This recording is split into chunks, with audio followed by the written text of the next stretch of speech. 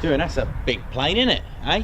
That'll fit a lot of I'm not sure how many thousands of pieces, tens of thousands, that C5 will fit of Ted's salmon in that. Welcome to the show.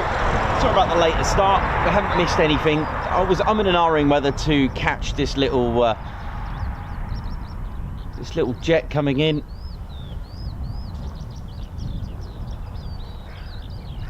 There is an aircraft coming in, not heavy, but just thought, well, let's just go for it then, eh? Let's see how it goes there now.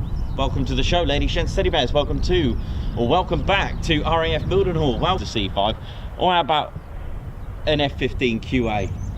You know, it's I love that about Mildenhall. Welcome. And a base that was actually built way before RAF Lakenheath, built in 1934. But we'll talk about the history later on. In fact, we've probably got loads of time to talk about the history here today.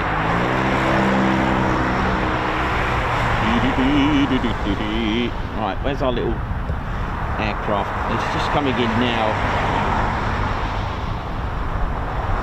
Now, although it's military, it'll have a different designation, but it is classed as a Gulfstream C-37A. I guess that's what it is. It's on its way here. It's not too far now. As soon as I see the landing lights, I'll swing by.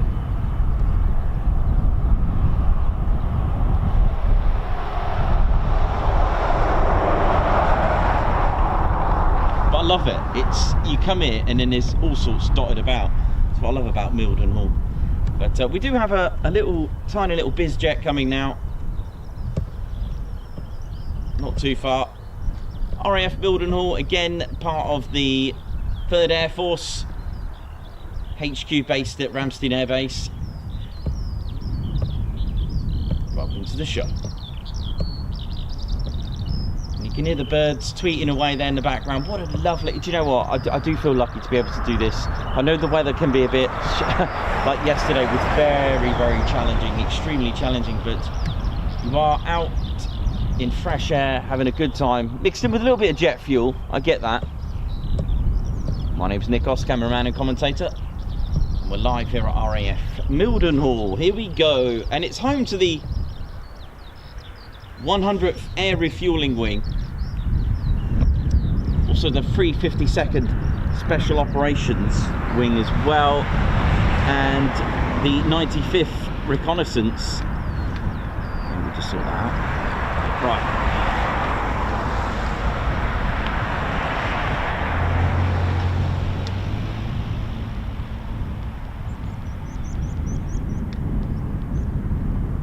This looks good. Gear's still up.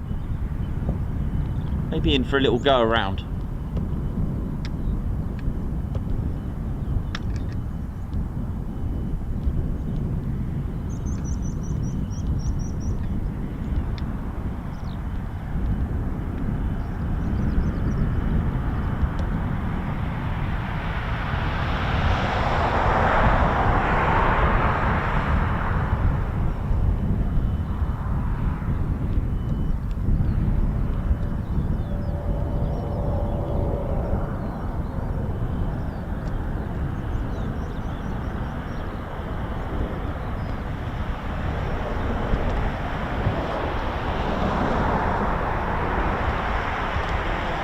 Let that go into the sun a little bit. That was pretty cool, wasn't it?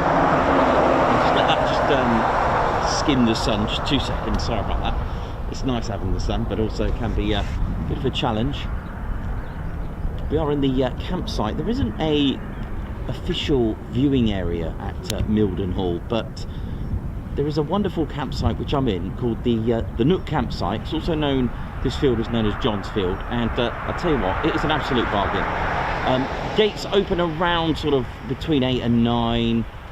If the gates are shut, it's either closed for the day due to bad weather and flooding. That can happen, but it's only £2 per person. It is absolutely a bargain. £2 per person all day, and you got really, really beautiful viewing vantage points here. And you've also got the platform which he's put up for people as well to view in a little bit of a more elevated position.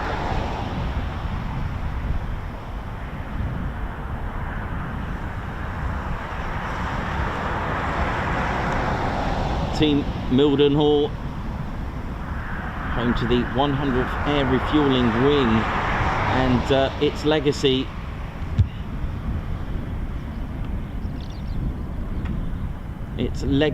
is rooted all the way to the 100th Bomb Group when they were stationed at RAF Thorpe Abbots.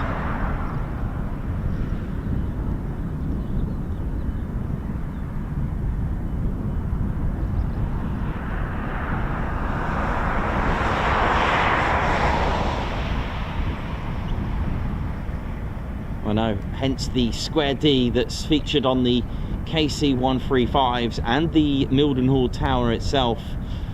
They're the only, actually that square D is the only World War II tail marking in use officially today, as in use on official status. Remember, we spoke about the letters and the shapes.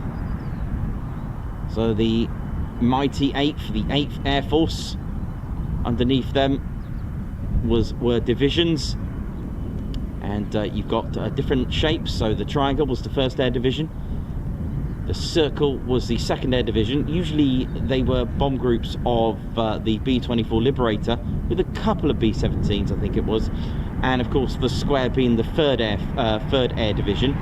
So we've established that Mildenhall's 100th Bomb Group legacy was of the 3rd Air Division. Now the letter D, there were different letters for each bomb group. And you can have a D in a different shape, it will be a different bomb group belonging to a different division. So the square D denominates the 100th Bomb Group. I haven't said this in a long time, I'm going to guess it just really quickly because I haven't really read my notes properly today. I had a bit of a, just had to do a few things for myself. Station 139. I hope I remembered that correctly. Did I remember that correctly? Was it Station 139? Because the United States Army Air Forces, they had a designated number. They didn't really call it RAF Thorpe Abbots. They had like station numbers. So it was Station 139, if I remember correctly. I think that's right. I'm going to go and double check my notes in a minute. So welcome this aircraft, and welcome to England. Oh, hello. Look at this. Yeah. You carry on. You give us a little show, man. Thank you.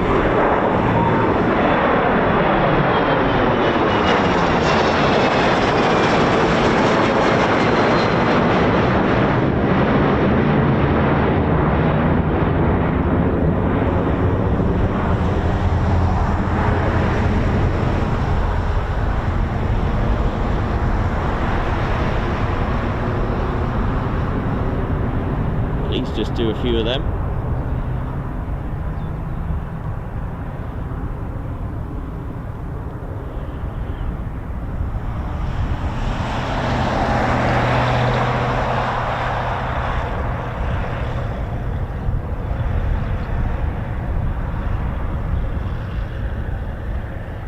What a lovely day.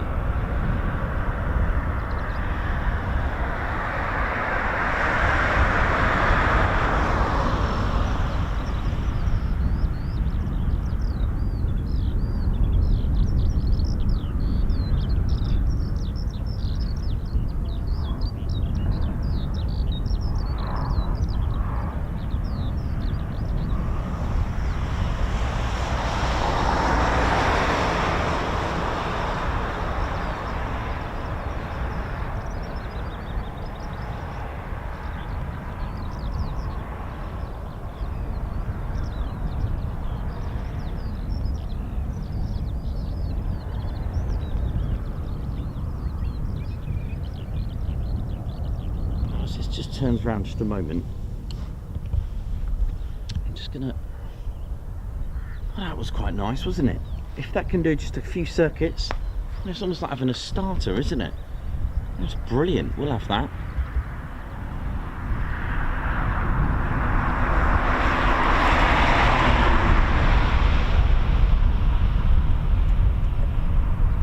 Just let that just turn around just a moment.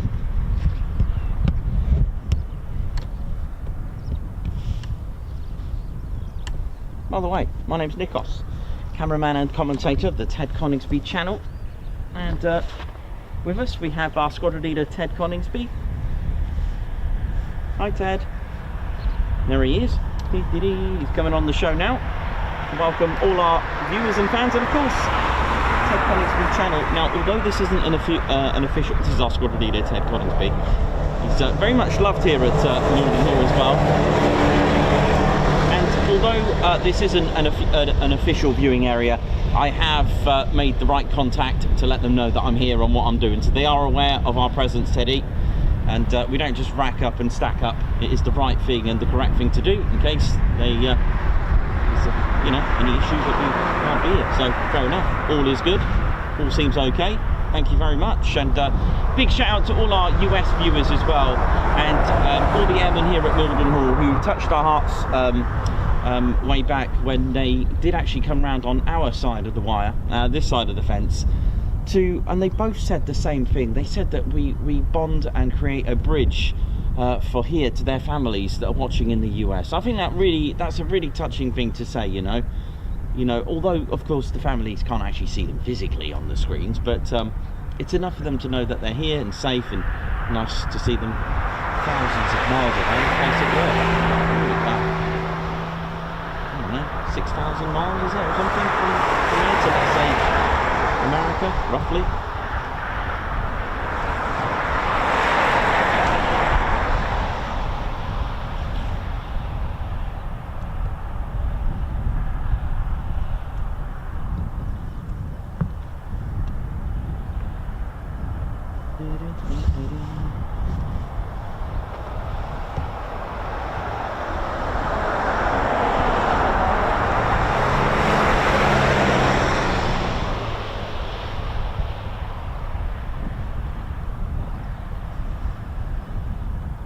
Now, when you turn up to any base, it is literally potluck. You never know what's going to come.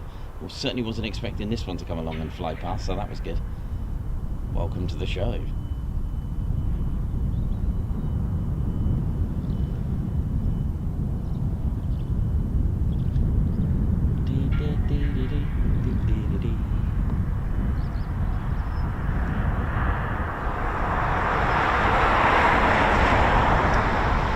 Now, if you're wondering why the CV-22 Osprey and the MC-130 and the various Rivet Joint family of the RJs don't have the Square D, that's all because they're not actually part of the 100th Air Refeuling wing, alright, to have that legacy of the 100th bomb group. They've got their own history and legacy.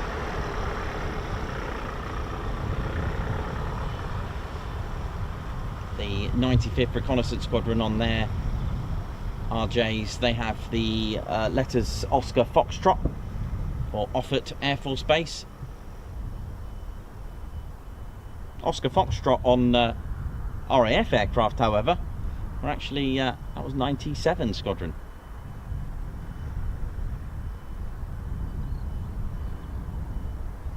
Nice chilled out vibe here at Mildenhall. You never know, things might start coming alive.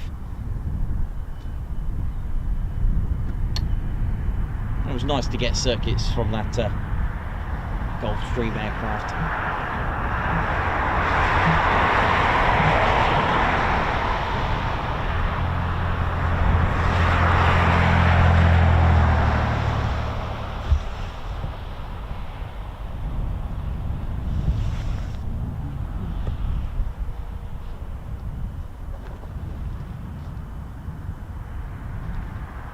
That's a big aircraft. Not sure if that's going today, you never know. How many wheels are on there?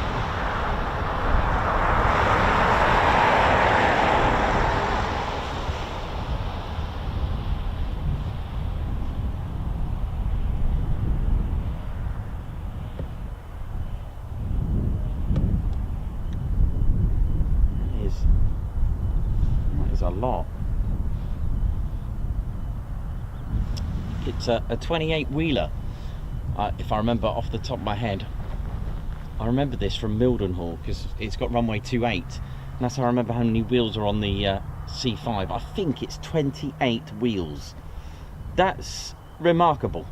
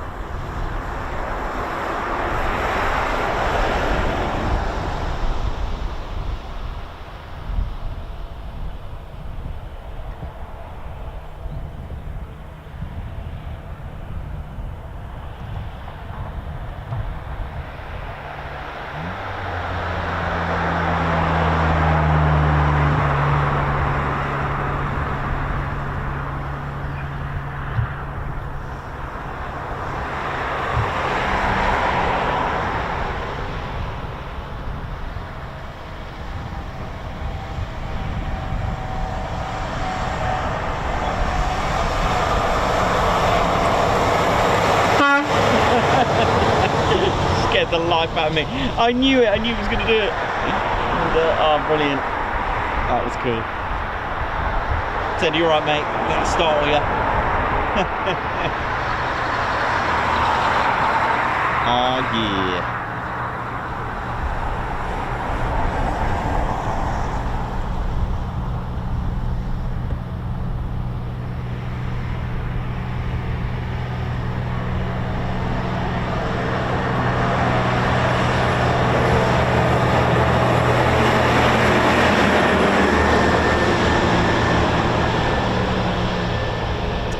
Very good evening, good afternoon, good morning, good day, wherever you're watching from in the world. Hope you're all having a good day, and welcome to a lovely blue sky of Suffolk. The blue skies of Suffolk today. We are loving it here. It's absolutely lovely. Just a little bit of a chill, of course. It is February. It's pushing around, what, 5 degrees at the moment. Wind just moderate. Just waiting for that Gulf Stream to turn on finals, and we're all good to go.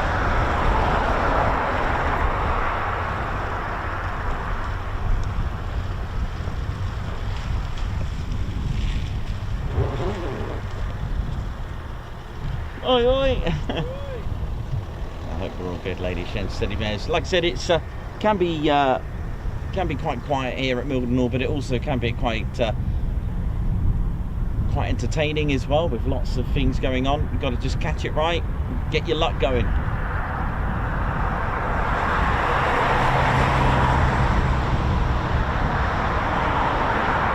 had movement, so that's good. Not from Mildenhall though. It's an aircraft from somewhere else that's visiting. It's just done a did a go around and a low approach as well, which was quite nice, or a touch and go rather.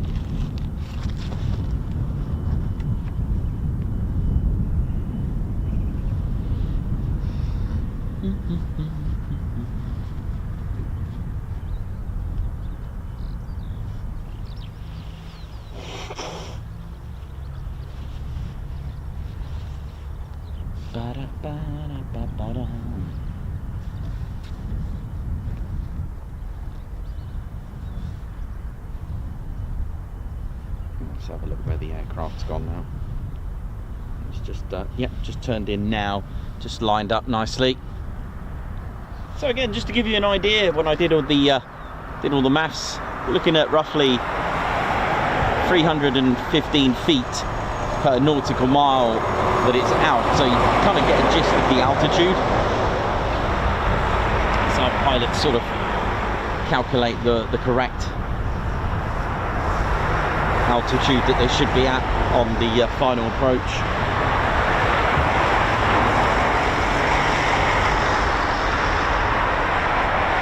Hopefully we get another circuit, that'd be quite nice.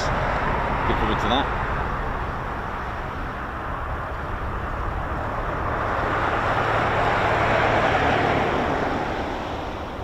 Nice to get that F-15 QA out as well.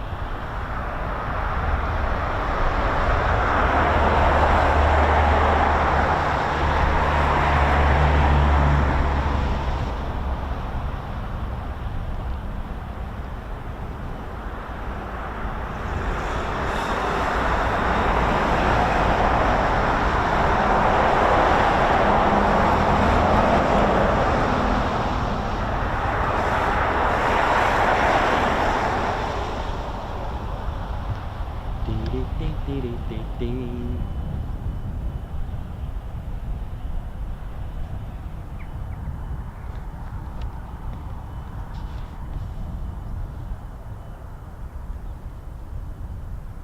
forget to hit that like button. Do the checklist, Ted Coningsby checklist, hitting the like button. If our subscribers hit the like, then it must be good, and which gives us a chance to get recommended. Of course, do subscribe, give it a low approach just in case you haven't done so, and if you are subscribed, make sure you hit that notification bell button to all, just so you don't miss out on the latest and greatest live streams and videos.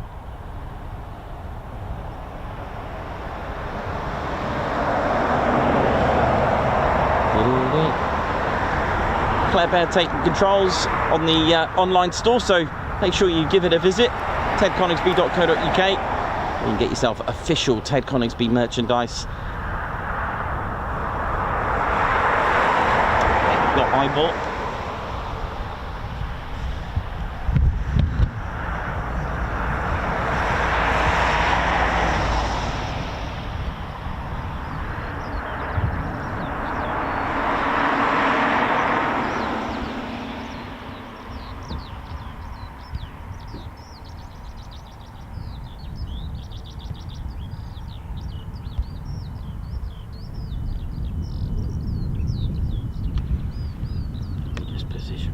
Just in case it does another circuit.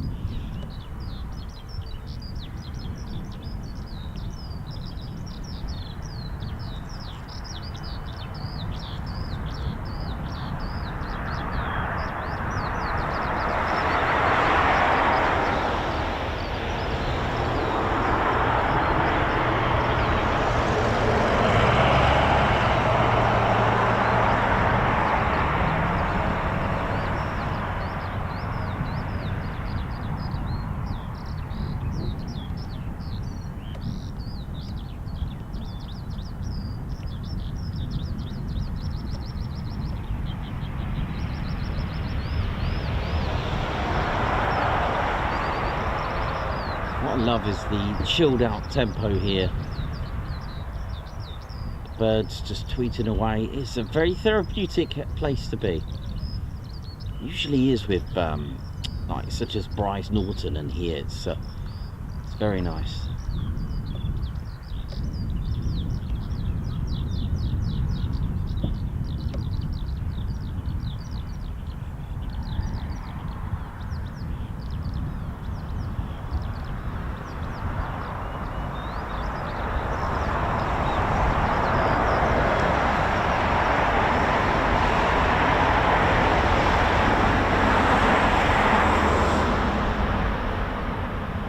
The option, here we go.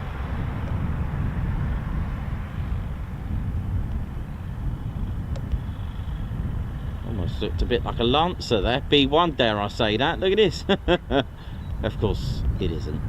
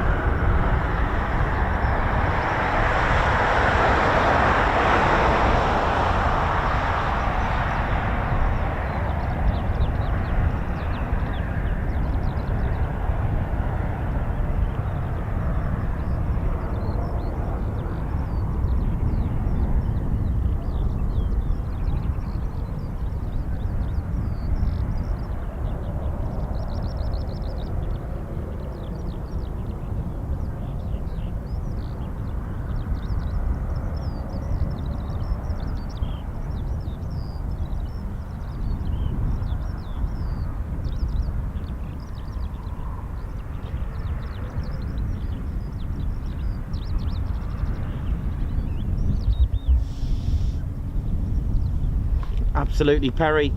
It is a really nice place to just sit back, relax and chill. Absolutely. Those birds, skylarks, the chuckin'. I don't know if you heard that chuckin' just...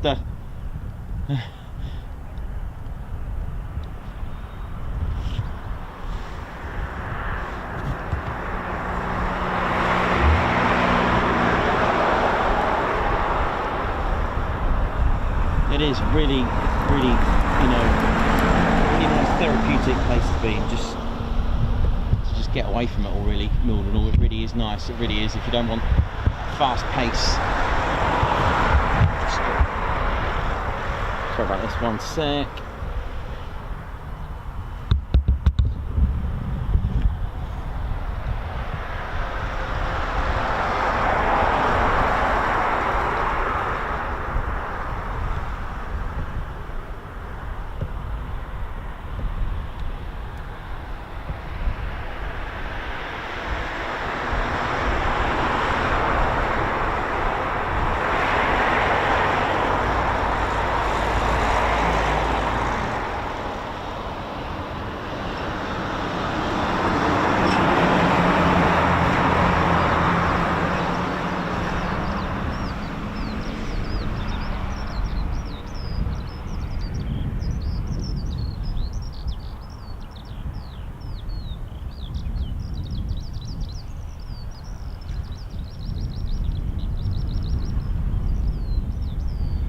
It's on ADSB, it's got a C-137A. Not sure if that's the case, but that's what it's classed as. I know they do designate them differently in their military. What a lovely day. Sit back, relax and enjoy.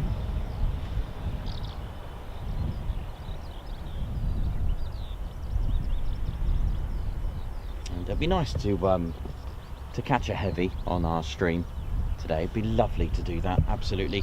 And of course the designated squadron that actually flies with the 100th Air Refueling Wing is the 351st Air Refueling Squadron, and of course the 351st were actually the very squadron, or one of 4 squadrons flying with the 100th Bomb Group, the 351st bomb squadron, bombardment squadron. Now the nose art featured on the 100th B-17s are actually painted on the noses of the KC-135 Strato tankers. What a legacy! That is just remarkable to even have that. The squadron markings, as opposed to the 351st, they were Echo Papa of the 100th Bomb Group. Not sure if they have anything on the KC-135s with Echo Papa, but there you go. The nose art, I think that's such a remarkable special touch, and a base that's seen a lot here. I mean, it was a base that started life, opened in 1934, and it even hosted what I feel should be something that's available today, the Mildenhall to Melbourne race. Oh yeah, and it's the Shuttleworth's Collection Comet that actually won that. Amazing. That lovely Ferrari red, that Comet that you see at Shuttleworth, still flying. And of course 99B Squadron, Handley Page Hayfords, a huge biplane as a bomber. The Handley Page Hayford, have a look at it if you ever get a chance. I don't have one, unfortunately. They are, unless you're going to actually build it from an Airfix model, then so be it. But they're very hard to get hold of fully made, and not, being a biplane, they are quite fragile on Airfix models. And the fact that they it's huge. It's a huge Hayford bomber. It's massive. Never saw any. It didn't actually fly operationally, as in it wasn't involved in the World War II. Absolutely remarkable.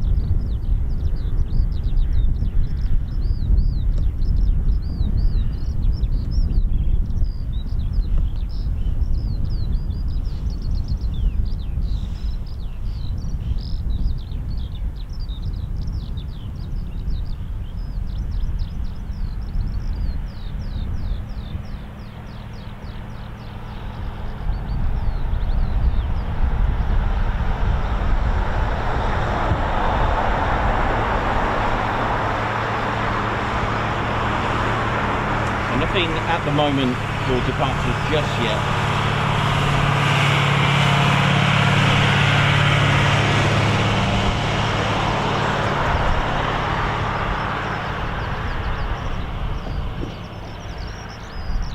But of course,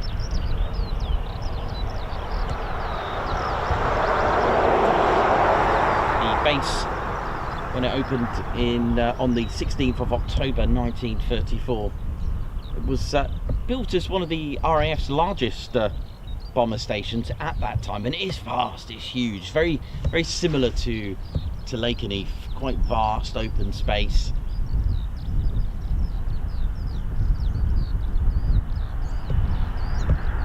And it was only 4 days later, after it opened on the 20th of October 1934, it was the, as we just briefly mentioned, the prestigious air race. 70,000 spectators looked up to the skies as well, watched all the aircraft.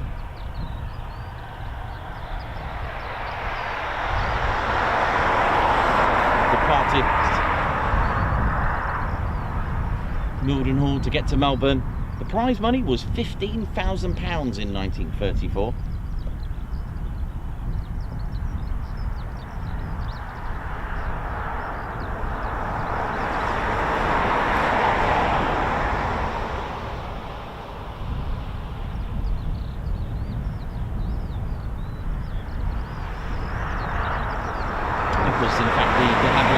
That won.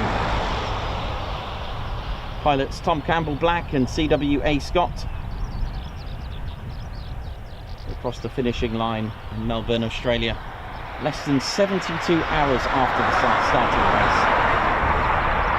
race. So following that, it was 99B Squadron, equipped with the Handley Page Hayford bombers. Now 99 Squadron are today still going, and they fly something completely different, the C-17 Globemaster at RAF Brize Norton.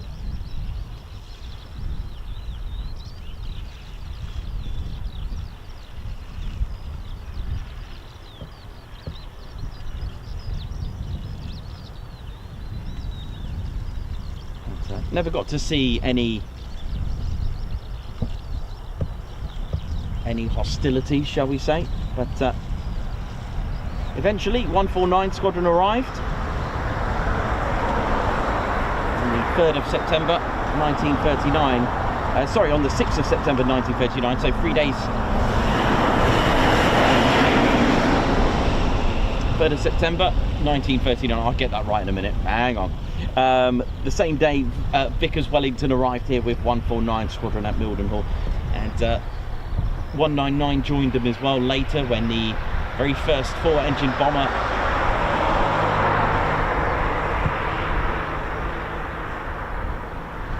short Sterling bomber. I've got examples of those as well to show you later. It's definitely a base you can chill, relax and talk about the history and the many wonderful things that are here. I mean, just think, right, we've gone from Hayford bomber, we also had an SR-71 Blackbird here. I mean, what a contrast, that division of time. Amazing, isn't it? 40 years in it. Our technology advances. U2 as well. Lancasters were also here as well. Various Royal Canadian Air Force squadrons as well that were here. 419.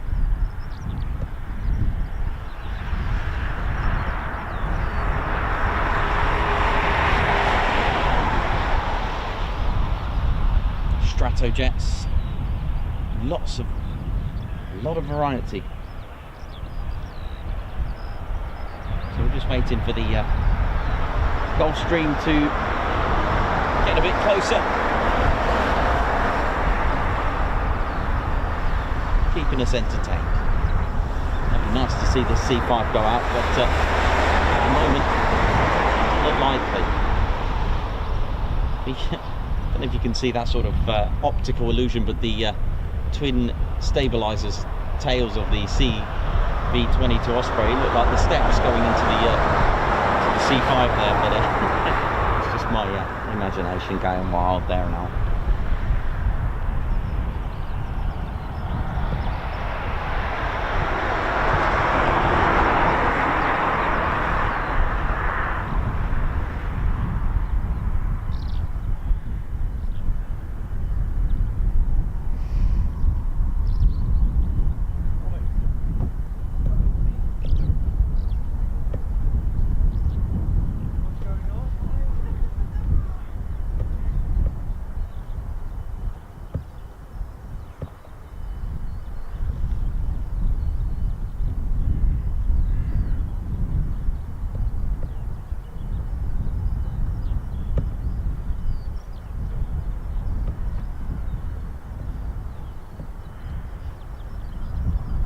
Okay, here we go. I've got eyeball, eyeball, eyeball.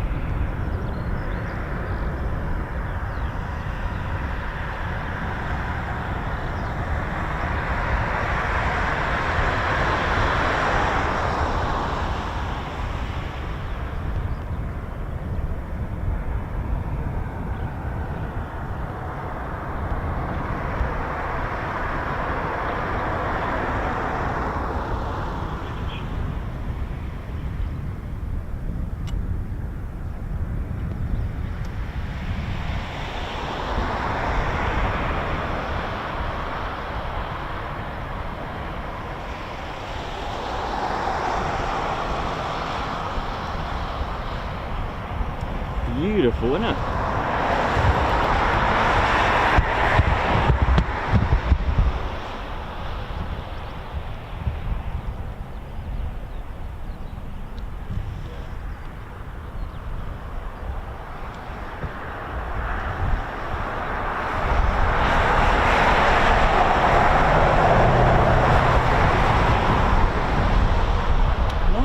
to get circuits.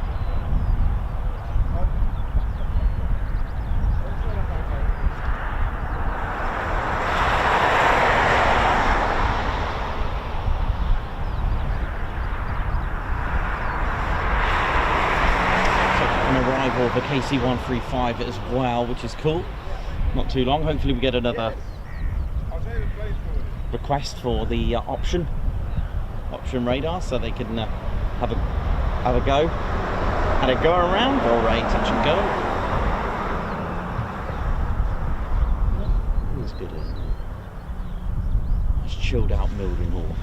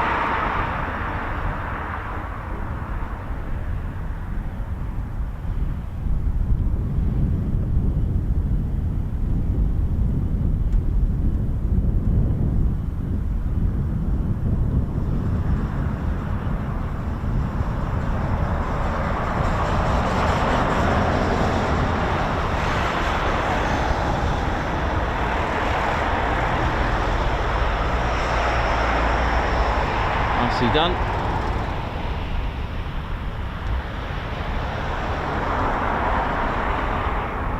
Yeah, nice to get a few circuits though, wasn't it?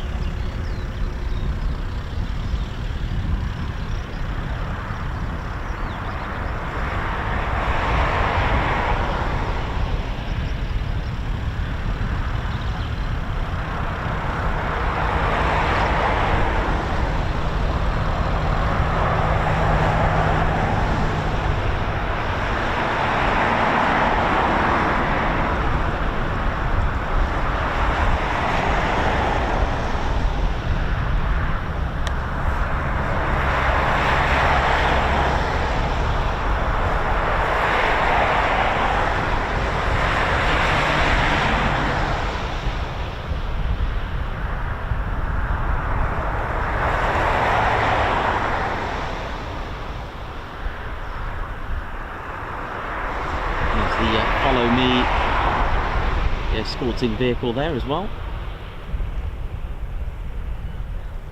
That was lovely. Nice, nice circuits there. Beautiful.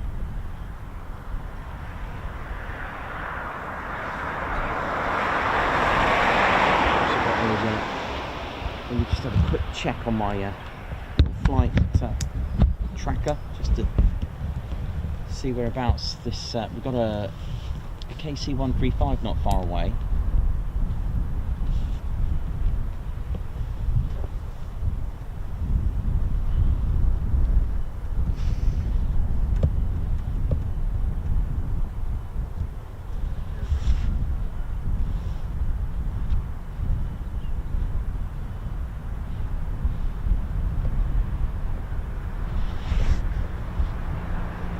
That is very close by, isn't it? Let me just get my bearings right. So bearings go. I think it's too bad.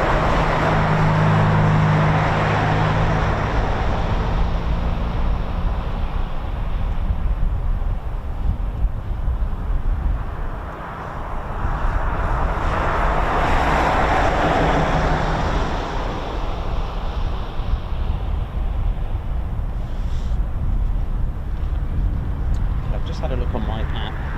It should be just to my sort of 11 o'clock.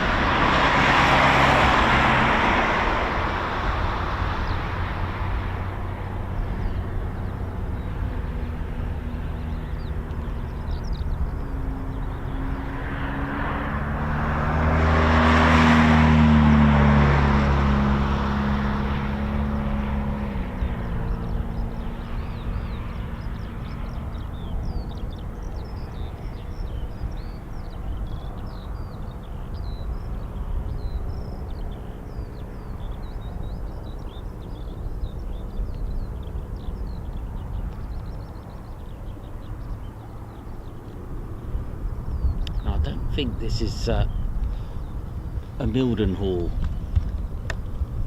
aircraft, but hey, nevertheless, it's still a KC-135. You'll even get days like that where you see nothing from that's actually based here. We've had a few of them. It's quite interesting. And then sometimes you'll get some amazing activity from these CV-22 Ospreys. Nothing publicised, just turn up, hope for the best, and enjoy. That is the thing.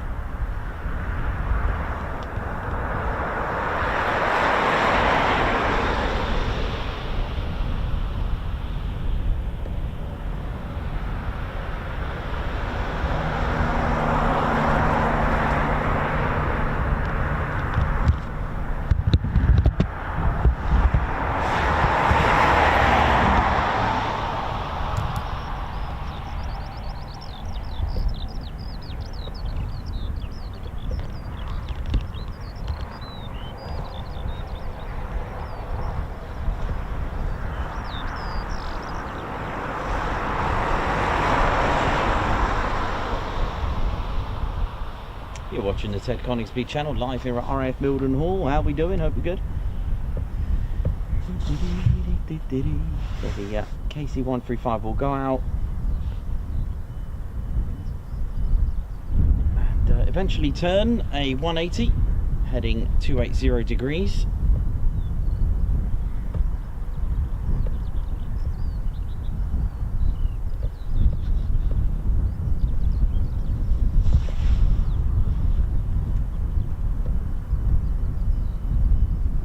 Thanks everyone that's joined in and tuned in. Andrew C, thank you very much. Roloff Jan Jort. Roloff Jan Gort. Paul Fairclough. Dave Patch Hodges. Aaron Harwood. Navy. Alan Burden. Edward Coates. How are we all doing this morning? Hope we're all good. Let me just scroll down here. Eigen. Majave BNSF. How you doing, John? Alright, man. Kaz. Margot. Dirk S. Chef Arthur Remore. Mark Moody. Mark Richardsby. Stevie Boy. Davey. Dieter. Get Kiara. Christine Barnes. Christopher Carr. Dr. Soda. Ellie J. Approach. Welcome to the show, all of you. Hope we're all good.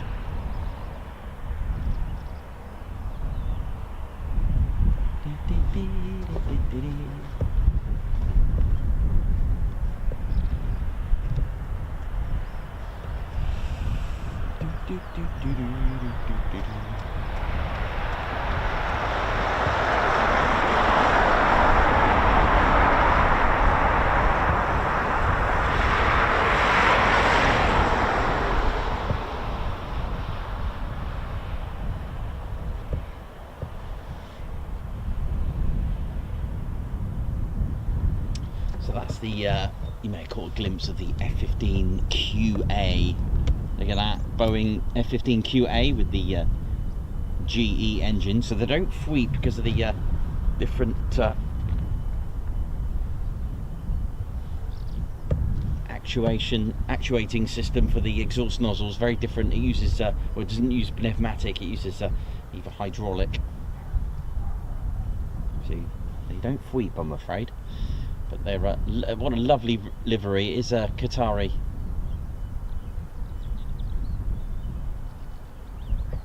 I'm pretty sure it is.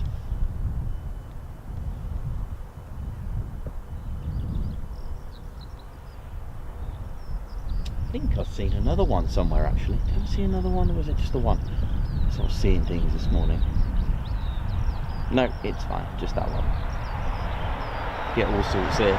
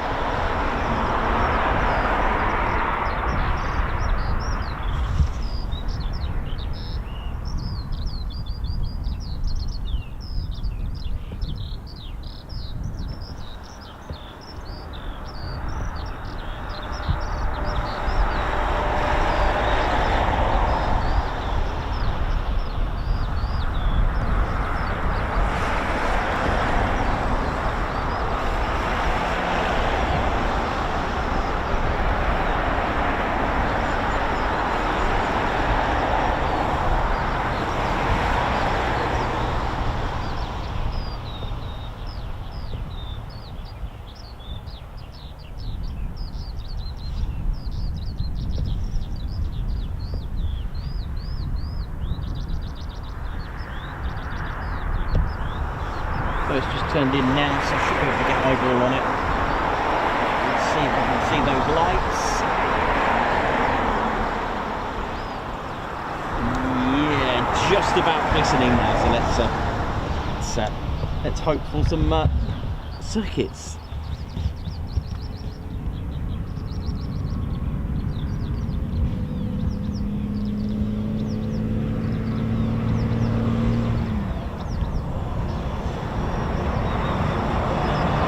Did see those lights.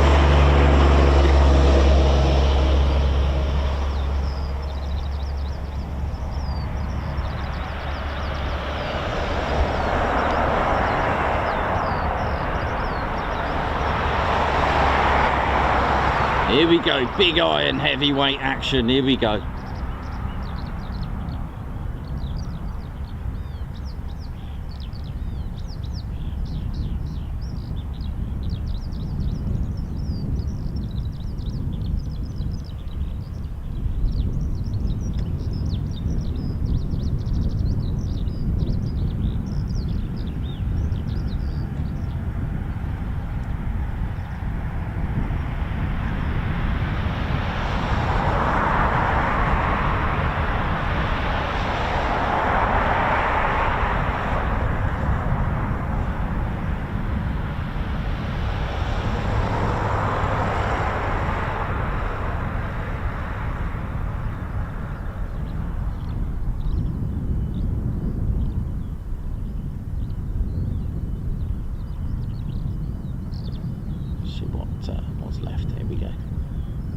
nice to have some of the ground in there just to give you an idea of what's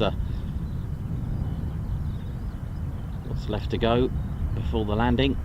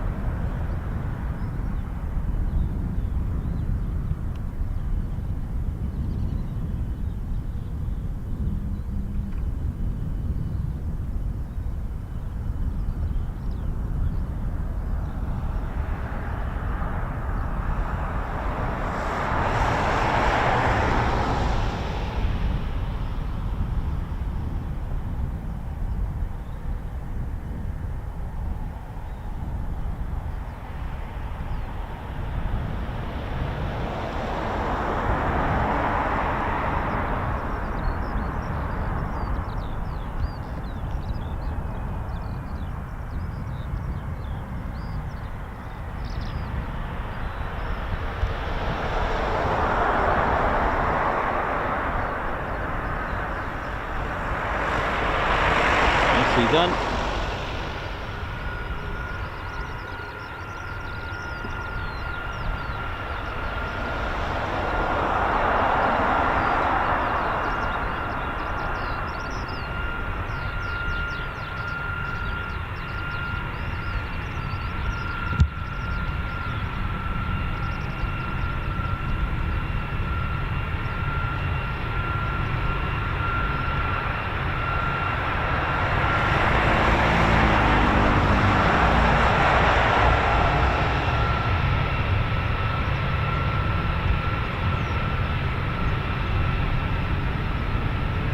Look at this, beautiful. Nice.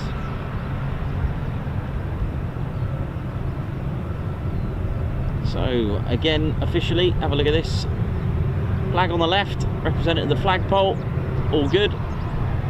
When you look at it on the starboard side, even on military, when you're wearing it on your shoulder on the right, it's reversed. Because that's what flags do on a flagpole. They look back to front inside from the other side. You'll see in a minute. Even on Marines, SAS, whatever, British Army, anything, the flag on the right arm will be reversed. Oh, don't leave me hanging like that. Come on, please turn. You'll notice that. So if you were wearing that on your right arm, in let's say the correct direction, it's actually incorrect. It should be back to front. And that's on. There we go. Come on. Yeah, there you go. Always something to look out for. Always look out for that now. Movies. I'm such a sucker for that. Like looking out on like military gear if they've got it right. There we go. So obviously if you had a flagpole, if you look at it on the other side, it will be back to front. Easy as that.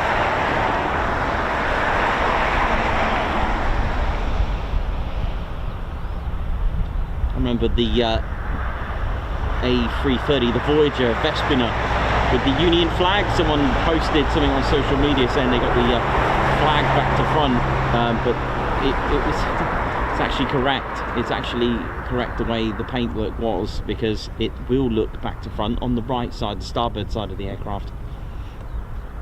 There you go. For those who didn't know, they do now. So usually any aircraft that are not part of the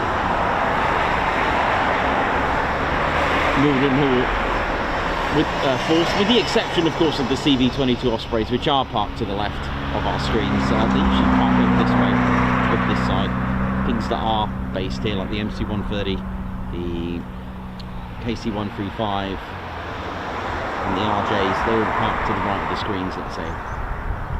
Just to give you an idea of where to look. Not always, I guess. Maybe they got to go and drop off some things at certain parts of the bases, but usually that's where they park. Just a usual.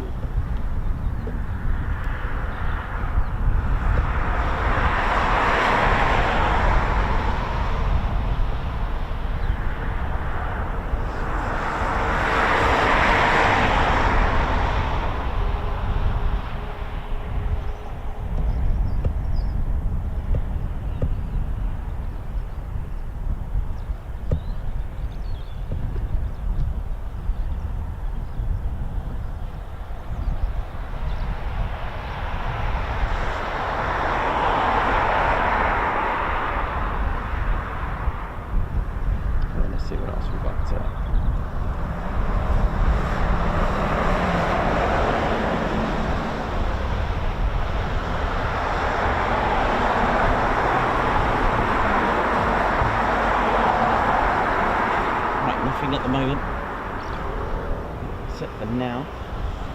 Just follow.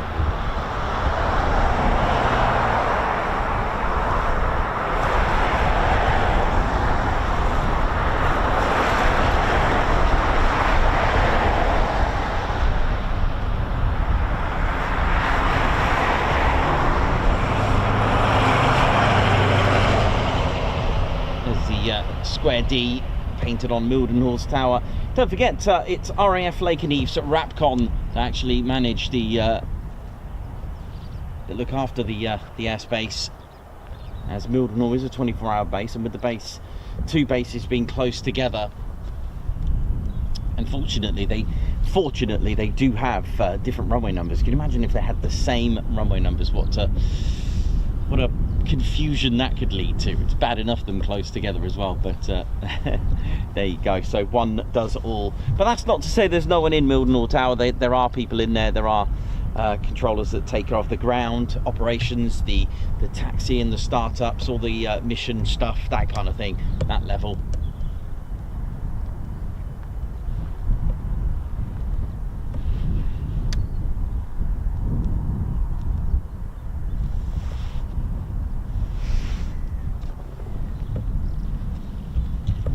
Got down here, there's something moving down there actually.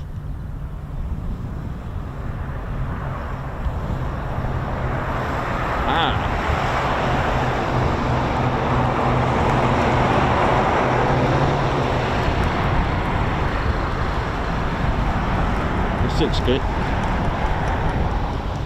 Might get some big iron taking off. Oh, I love it. It is some seriously big metal.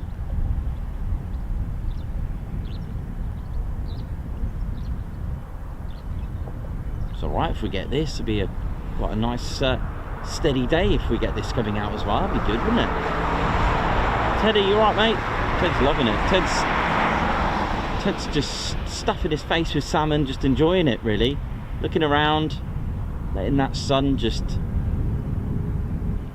keep him warm and listening to the birds. And just watching this lovely, calm, chilled day. It really is good for the soul here, I'll tell you. Really is. Right, so looks like we got one going out. They are a pretty big plane. A good plane, you know. Runway numbers 10 and 28.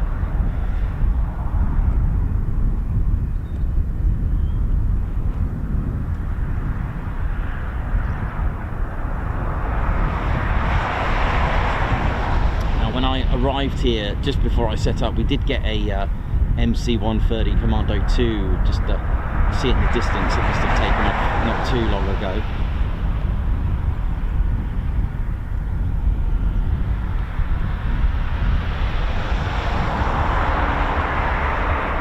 But all is good if we're going to get this, because that's quite nice, you know. It's been a steady day. I had a few approaches from that.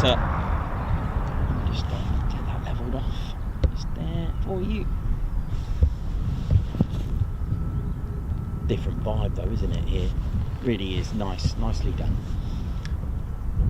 Yep, I think that is going to line up and wait. Here we go.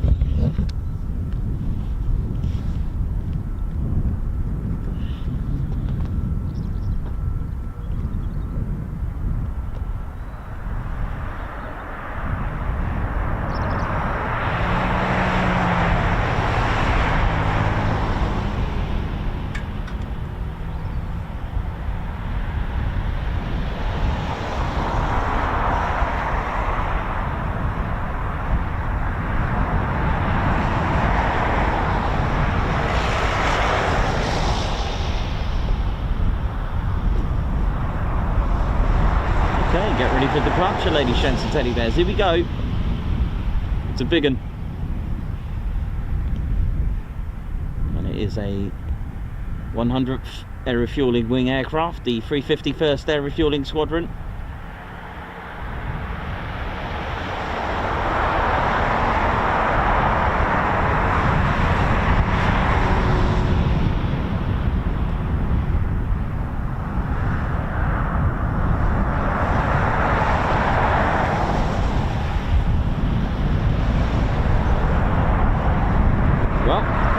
In the words of Nikos, send it!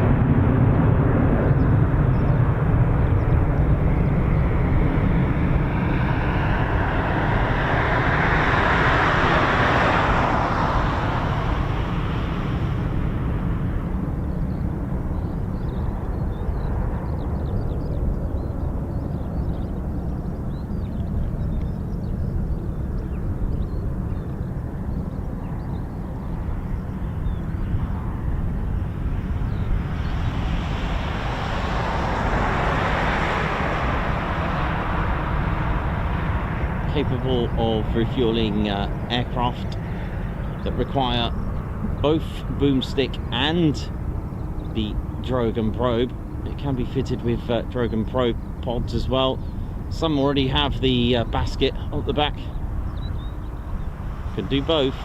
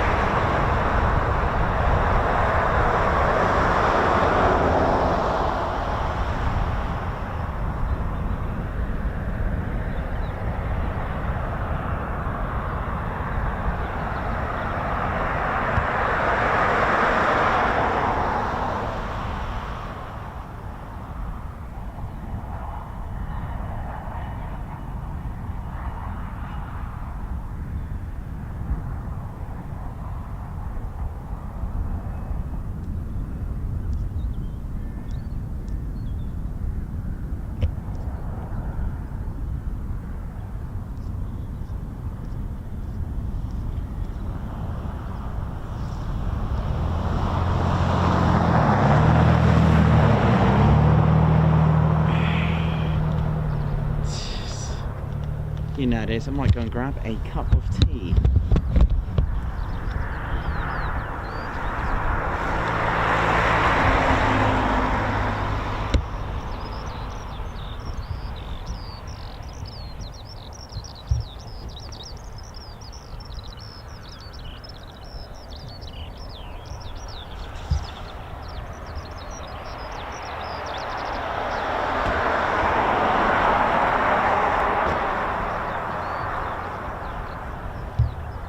Well, I'll be right back, ladies, gents, teddy bears.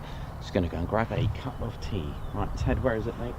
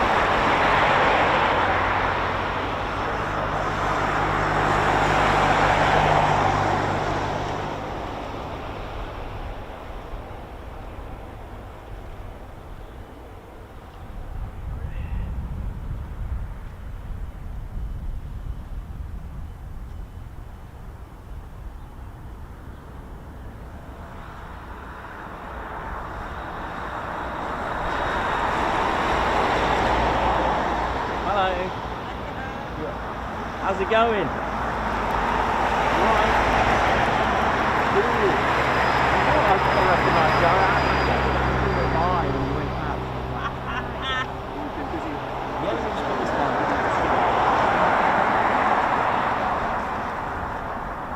you. You're right. How's it going? Yeah.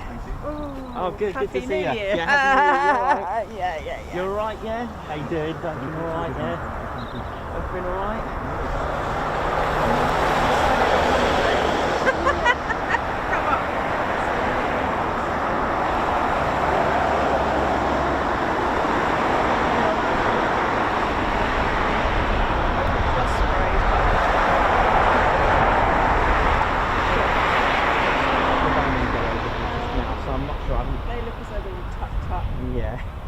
Yeah, you could say that. But it's yeah, we've had. I mean, yeah, it's been alright. Had movement, had something. Yeah. Had one come in, one go out, and then that little Gold Street did a few nice circuits. That was quite nice. Yeah. Sounded great. Yeah. I've seen them. I've not seen them.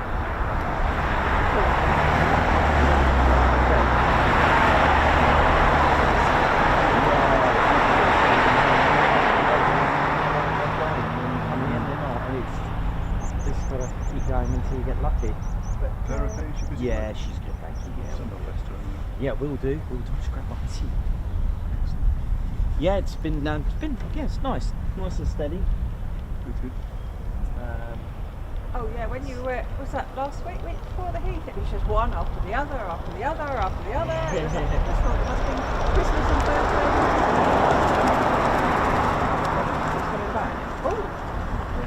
Oh, Or at least just going over.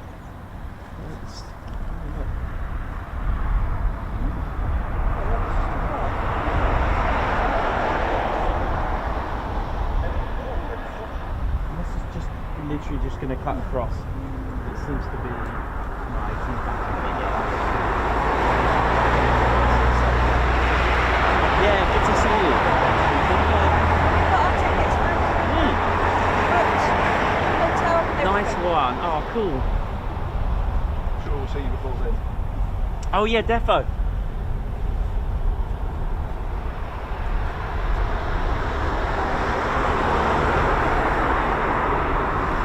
But I think it's just going to fly. It might be a bit too high. Let's have a look.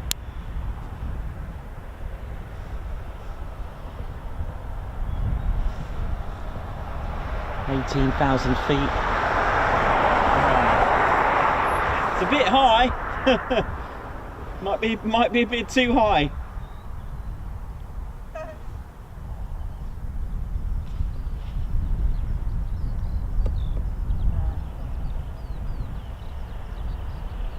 Nah, we're not going to see that.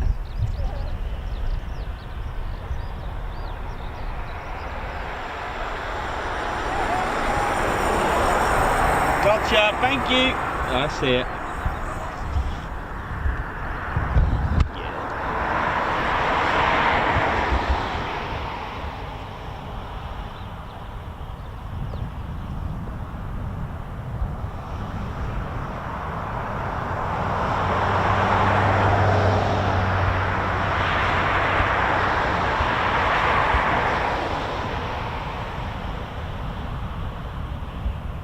I mean, that's like nearly 20,000 feet.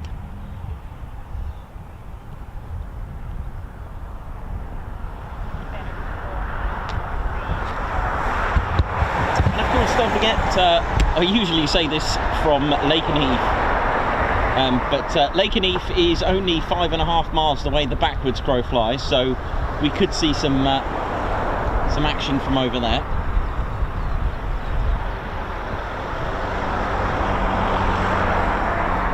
Welcome to the Ted Coningsby channel, ladies and steady bears. Thank you very much, all of you who have tuned in on this chilled out stream.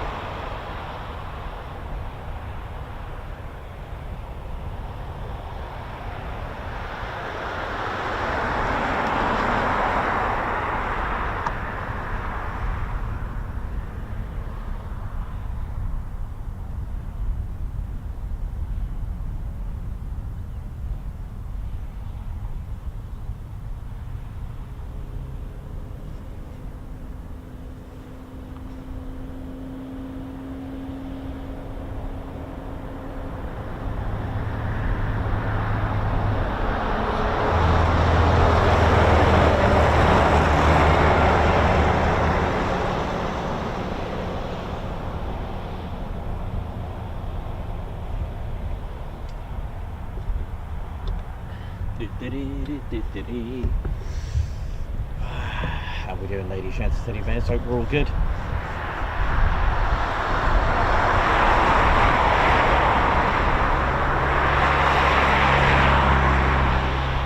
My name's Nikos, senior cameraman and commentator. Hope we're all good. Welcome to a United States Air Force in Europe base, RAF Mildenhall, part of the 3rd Air Force. In fact, I was just thinking that, interestingly, the although okay, 8th Air Force has still got that number 3 connection with it, as the square D being a square, part when the bomb group of the 100, they're actually part of the 3rd Air Division, but of course the mighty 8th.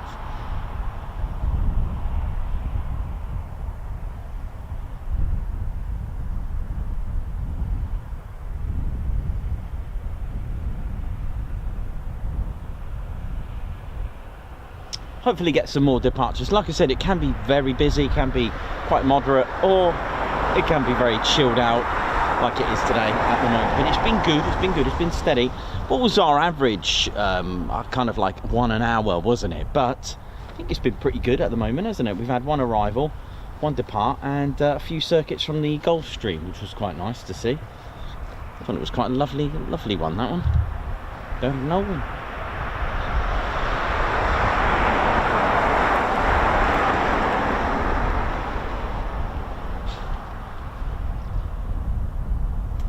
Oh yeah, too right, so good here.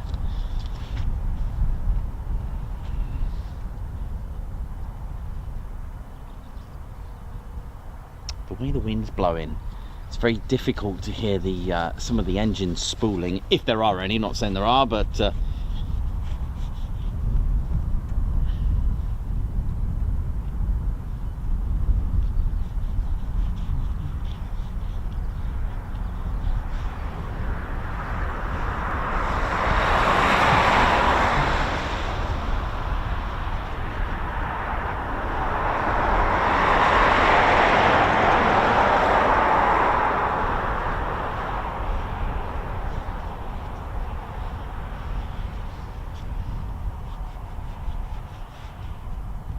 screen a little bit of TLC there now. Right, what else we're going to get today? Let's have a looky here now. Bum, bum.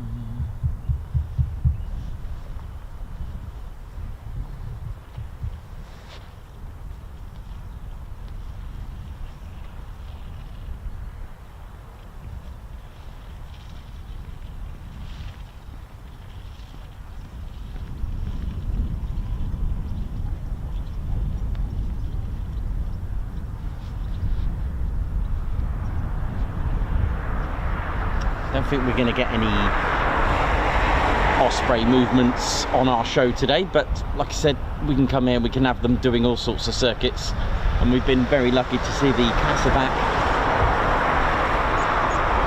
troop extraction, that kind of thing. Those exercises we got to see right here on one of our shows. That was really exciting.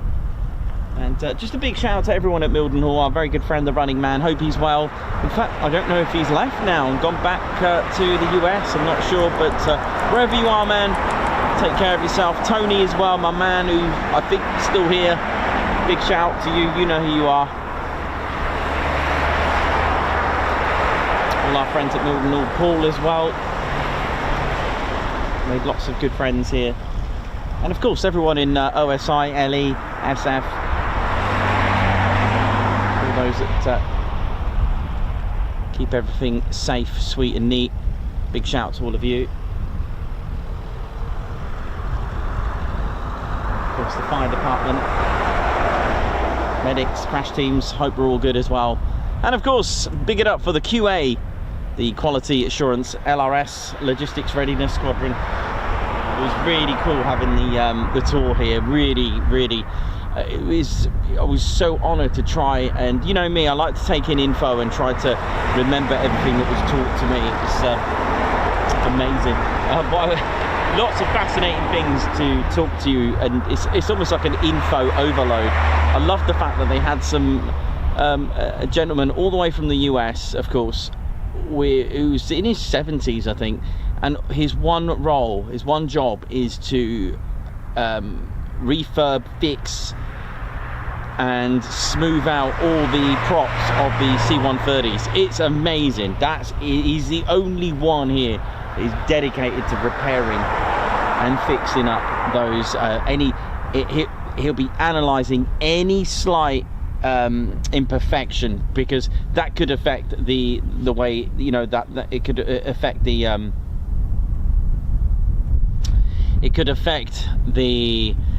movement, the motion, could, you know, that kind of thing. So any dents in there or any imperfections could actually affect the performance of the aircraft and prevent damage. So it's really cool. That I love that bit. Yeah, really happy with that, and learning about all the bits and pieces that I've been seeing around that I can talk to you about. The bowling alley, the chapel, which is just over the way, the little training stadium that they've got here to, you know, keep fit, even though they do circuits right around the whole base, which is about 5 miles, I think it is. Wow, amazing. 5-6 miles, fair play to you.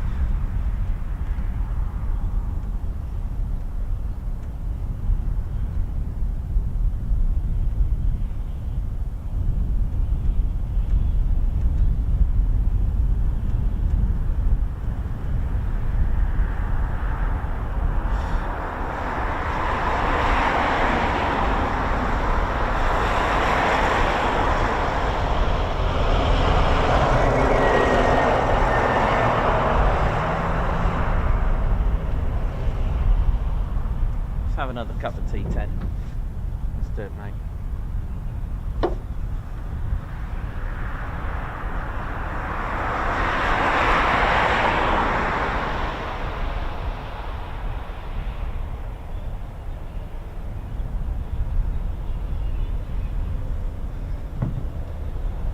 Hey, long time no see, my man. Yes, bro.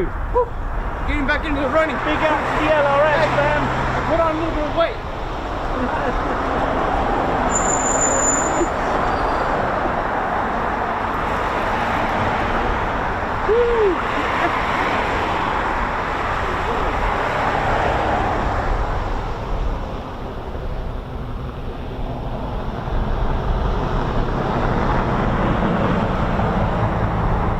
Literally just talking about him. Absolutely brilliant.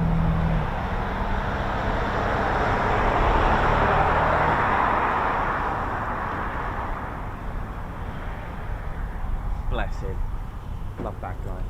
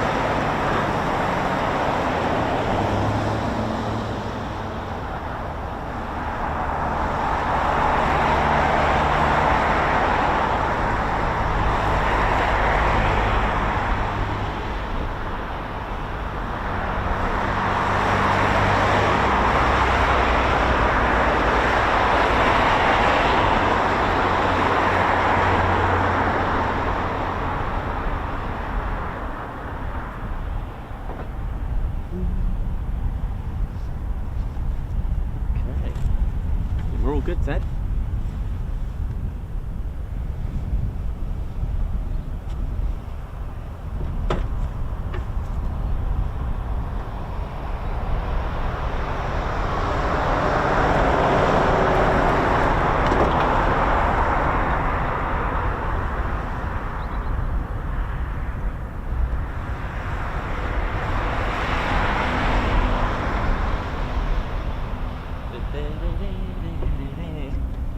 How we doing, ladies, gents and teddy bears? Hope we're all good. Thanks for joining the show. Ted Coningsby channel.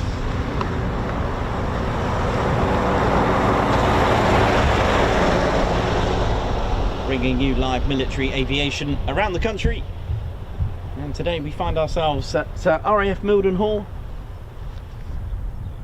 And I hope we're all good.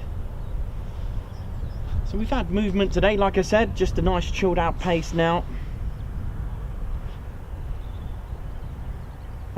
Thank you all for the support as well. Really lovely to see you all on here.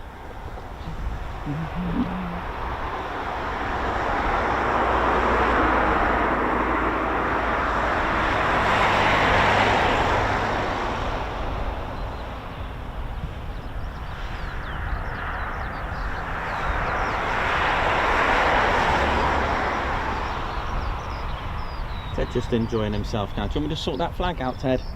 There you go, mate.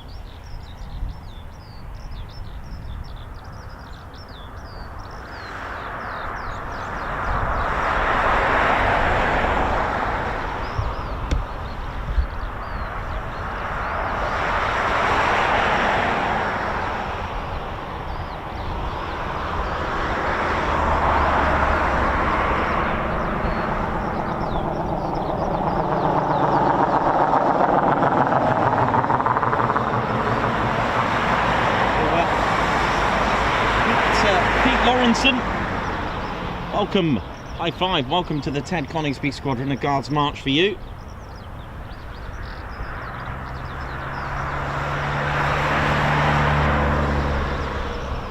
Babsart, high five, thank you for gifting a Ted Coningsby membership, very kind of you, thank you so much.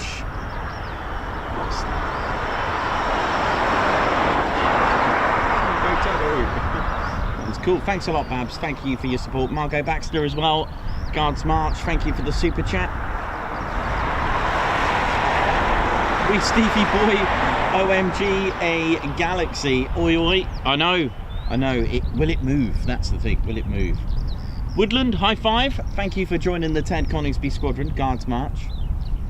Captain Jerry Donnelly, high five. Welcome to the Ted Coningsby Squadron, a Guards March to you. Rusty Wenzel, congratulations on 23 months membership. One more month till that sweet green icon. Oh, thank you.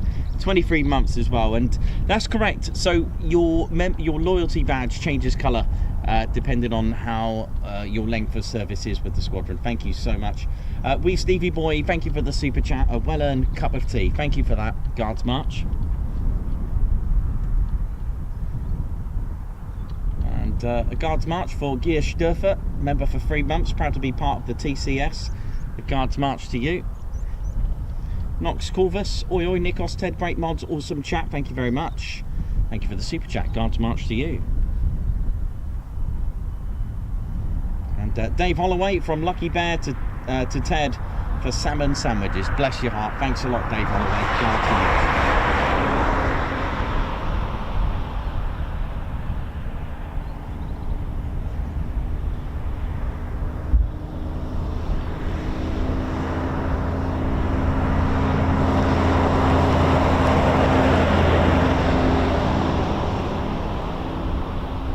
Goes.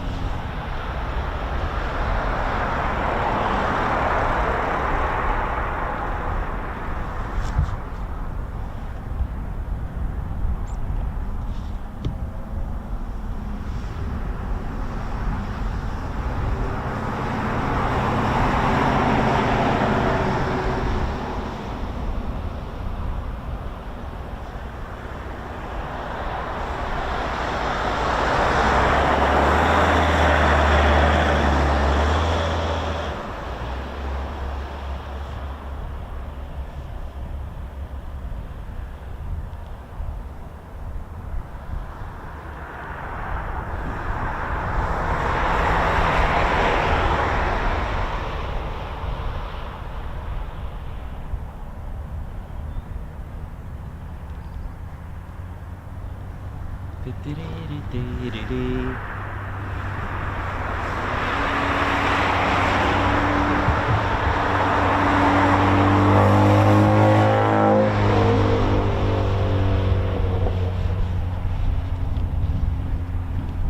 up? How we doing, y'all? My name's KC. How we doing? I'm part of the 100 of Quality Assurance, the LRS. What up? How we doing? I'm from West Coast. Oh, hang on. Let me just check that. Yeah, my wife will be proud. Yeah, gotta look smart in what I do. That's right. I go the extra step. Now, what do?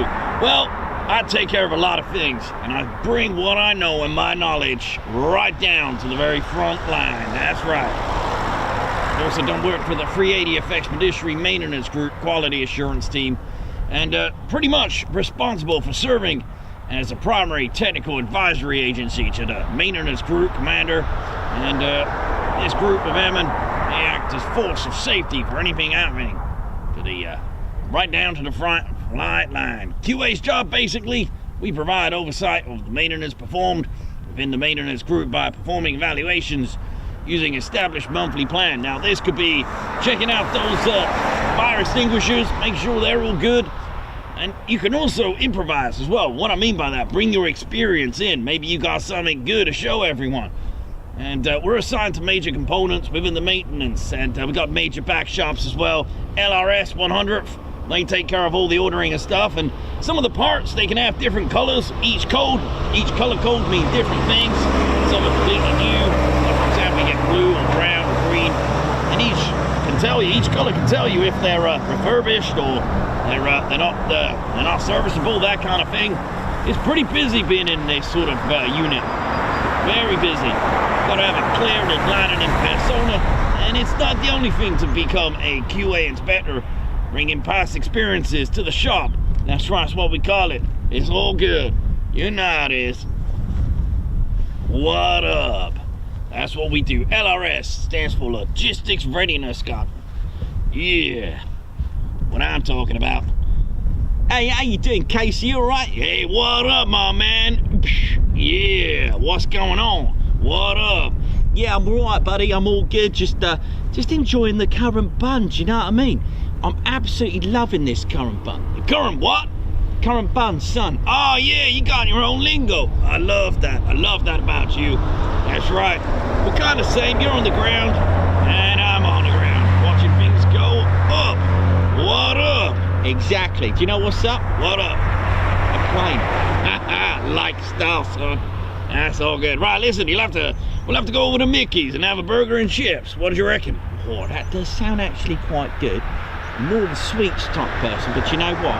Burger and chips. Who turned that down, right? Hi everyone, my name's Ground Crew Drew. That's right, I'm Ground Crew, just like this guy here. That's right, we take care of things on the ground, don't we? That's right, you got that right, son. Yeah, you know how it is, do you know what I mean? Right, well, this is a lovely day, do you know? Absolutely brilliant. Been working with your 100 LRS as well today. Oh, that's good. How they all keeping? They all right in the shop? Yeah, they're good. They've just been showing me this system of different colours and different parts, indicating basically if they're good to go, or you know they need a bit of servicing, or you know they're not fit for the job. I like that. I like your little colour code system. Well, yeah, that's right. You gotta have a system. If you don't have a system, well, it's not good for you. But anyway, right, I'm off to Mickey's. You hungry? You bet I am. Boy, let's go. See ya.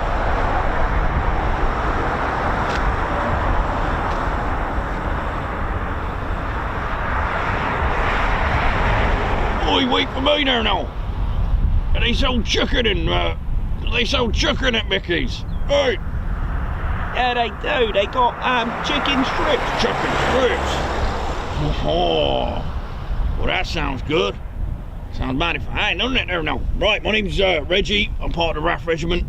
Just doing me checks around here, just supporting all the perimeters, making sure they're all good there now. Yeah, quite gurnt planes here, isn't it? Now beats all those pretty little planes flying around making all that noise. These are right on my street though, the big ones. I like the gurnt ones. You just get in and jump out of them, but I don't think they're all like that though. Oh, look at this, the A-Team. Oi, oi. Yeah, you gotta behave yourself around here though. Yeah, it might be not an official viewing area, but you got to still, you know, you got to make sure you don't touch that fence, don't climb it, don't jump it and all that stuff. No, you're getting in trouble there now. That's right. You'll get in trouble with the RAF regiment there now. Yeah. You know this there now. Right, must go back to the woods in a minute. Got some things to do there now. Behave yourself down there.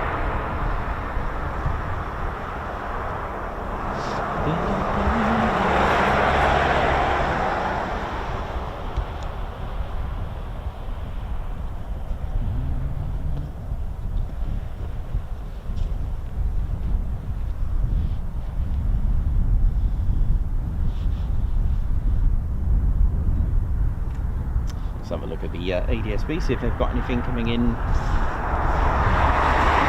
particular. No. Let's have a look down the other end, see if there's anything going out. Can't hear anything at the moment.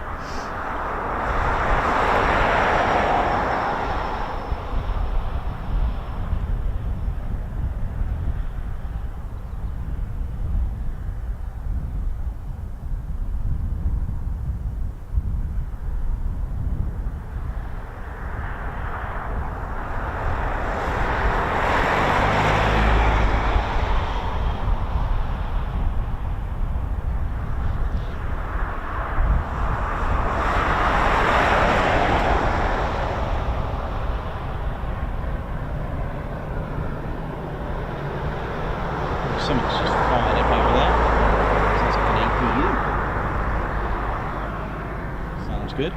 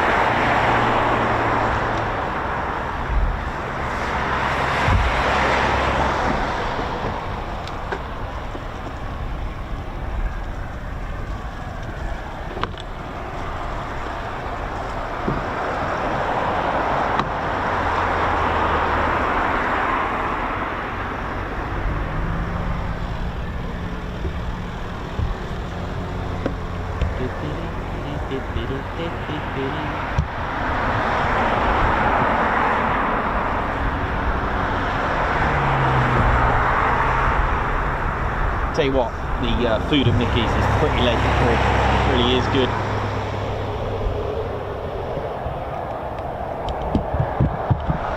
So, Lake and Eve have just started marches. Hear some noise from the neighbours.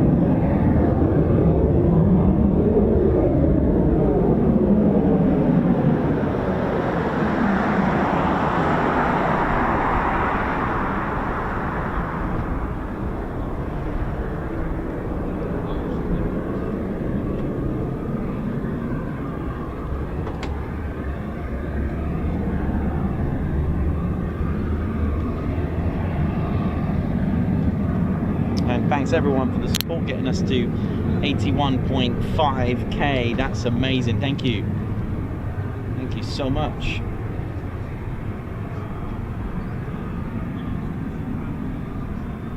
Start up in the background there,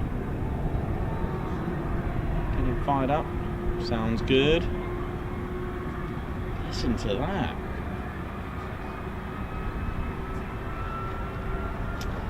Might be able to fling that round up in the...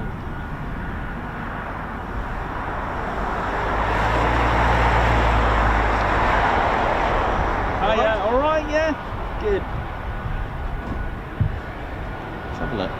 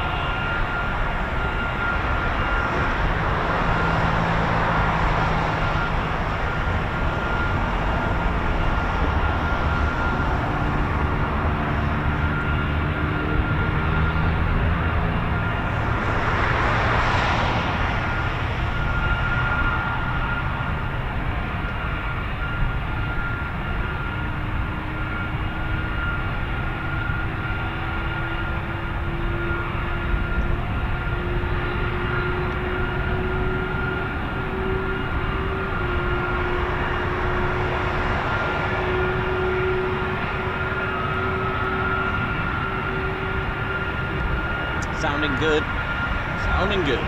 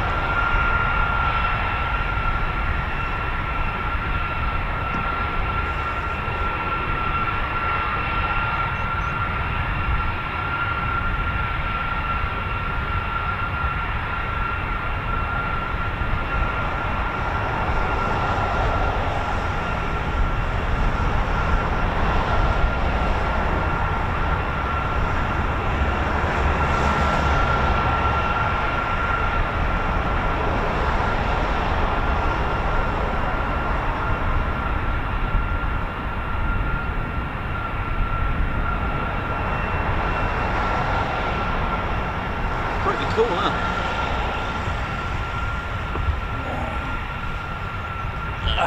How we doing, ladies, gents, teddy bears? Hope we're all good. You never know, might get another departure. Just been having a look, quick read of the history of the base as well, and how things changed, and how 38 Squadron links here with RAF Marham. If you remember, the Fairey Hendon bombers split from the B flight into 115 Squadron at RAF Marham. Amazing how you can entwine pretty much all the history around the bases. You got 149 Squadron that was here as well, that eventually went to RAF Lakenheath just across the road. An amazing, I haven't got any Hendon or Hayford bombers to show you, I'm afraid, but I do have some of the very first aircraft that were here.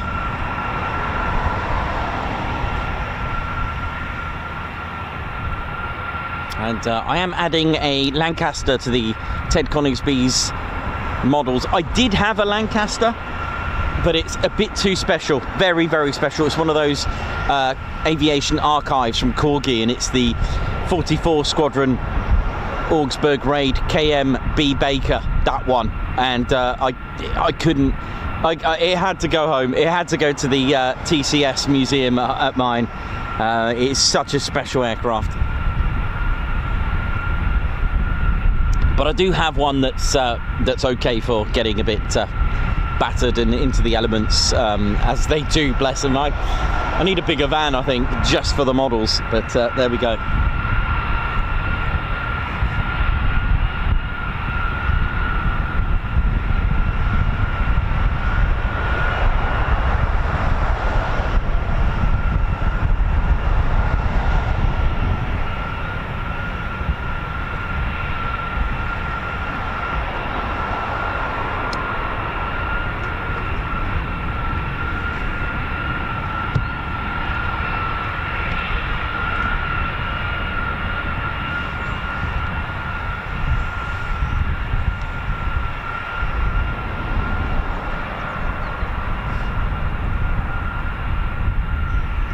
Just to the left of our screens, there's a couple of hangars. The smaller ones would have had the SR-71 Blackbirds. Ho, ho, ho.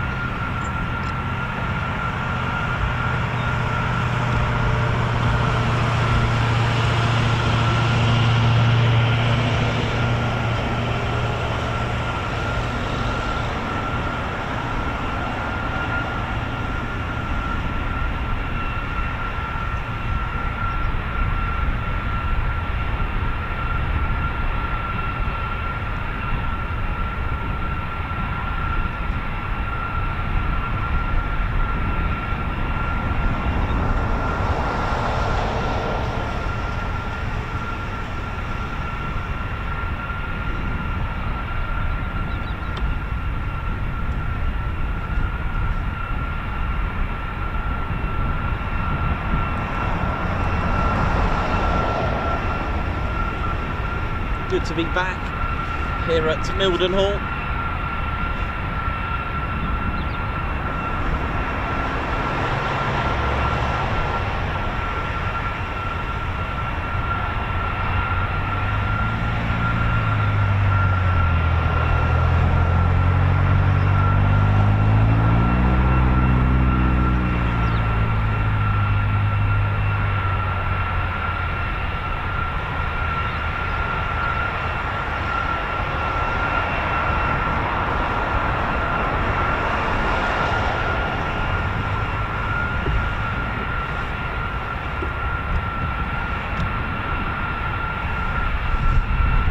How are we doing, ladies, gents and teddy bears? Welcome to RAF Mildenhall. My name's Nikos, I'm your cameraman and commentator. Hope you can hear me loud and clear for a bit of history for you. As we've mentioned before, the base opened in 1934 in October, but didn't receive its first operational unit until November the 15th, so a month later in 1934. And it was a squadron that's today still going, based at RAF Brize Norton with the C-17 Globemaster, and it was 99 Squadron. Now, they were equipped with the Hayford night bomber. Now, of course, 1934, there was no Second World War at that time, but the squadron was re-equipped with the Wellington bombers in 1938, and they left the station in March 1941. But that wasn't the end of the Wellington bombers, of course. They arrived with 149 Squadron as well, and also 38 Bomber Squadron, B-Flight, they came with Hayford bombers as well. So that was another squadron which eventually went to RAF Marham, and from the B-Flight with the Hendon bombers, which replaced the Hayford bomber, ended up forming a 115 Squadron out of that as well.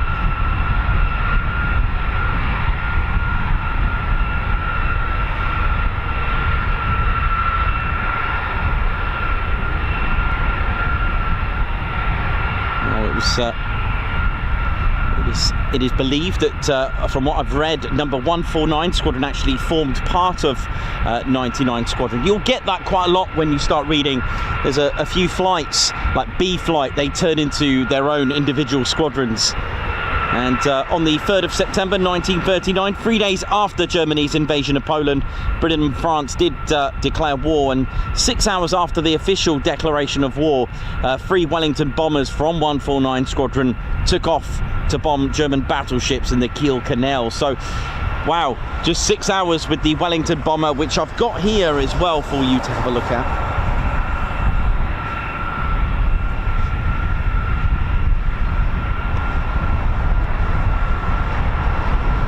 We wait for that. So the Wellington bomber, which I'll show you the example, 149 did serve quite a lot, so this would have been flying high. Like I said, 6 hours straight into the battlefield. 149, this beautiful aircraft, the geodetic frame designed by Barnes Wallis. And if you don't know who Barnes Wallis is, he designed the bouncing bomb and also the highball as well. The sort of like the round version of that with the 618 Squadron. I know, another special squadron, but of course the bouncing bomb. He designed what's called a geodetic airframe, like the mesh that you can see on the fence here. Look, so it was designed that way so it can take a lot of battle damage. Amazing, right? Very clever. So the Wellington bomber, one of the few sort of entries of twin-engine bombers of that time period, and it was flying with number 149 Squadron at that time. So imagine them here. Look, nice bit of I haven't got any CGI or graphics, but there you go, you can see it there. So it would have had a geodetic, a spirally meshy airframe, which is really good because that can take a lot of battle damage, and it was easier to repair. And so there we go. And 6 hours into that, straight into the North Sea to 3 of the Wellington bombers departed here to take care of battleships out in the Kiel Canal. On the 18th of June 1940, 149 Squadron conducted its first night bombing mission. Previously it was British bombers that conducted the daylight bombing over targets in Europe, but of course this switched after the Augsburg raid, really, because it was just, you know, it was, they switched initially, but the fact that they thought bringing out the Lancaster would actually improve things with the extra power. So, but that of course wasn't to be. So nearly is this on the move? Because if it is, that would be quite exciting.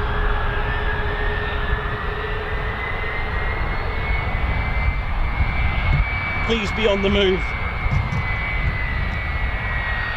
Yeah, it is. Oh, yeah, come on. Do you know, every time I talk about history, things happen, so I'll just keep going then. Please be on the move. It is, isn't it?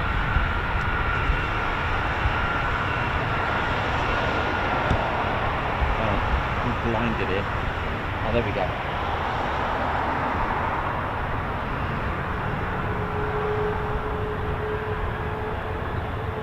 Where are you going? Are you going this way?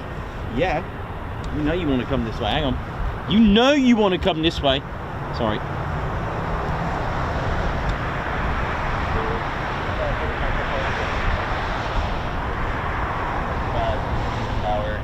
You know you want to come this way. Oh, yeah.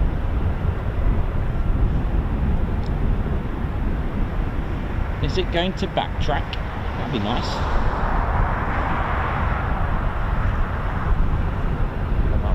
There we go, look at this, beautiful.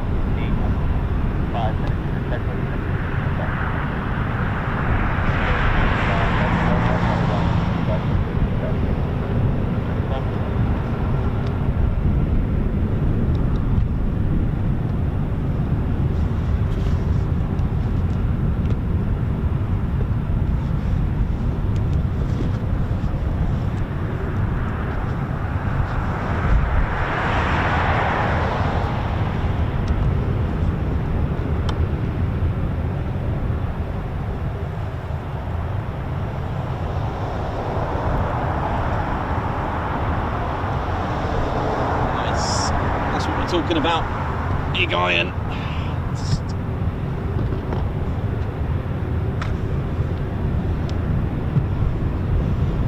It's the square D tail marking, the only World War II tail marking in operational use.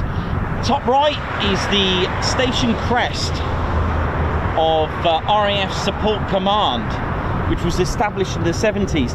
Now, there are many stations. Even Lakenheath has the same station crest, with the exception of the actual base title underneath, and that was formed in the 70s. So Green and Common, that has the same as well.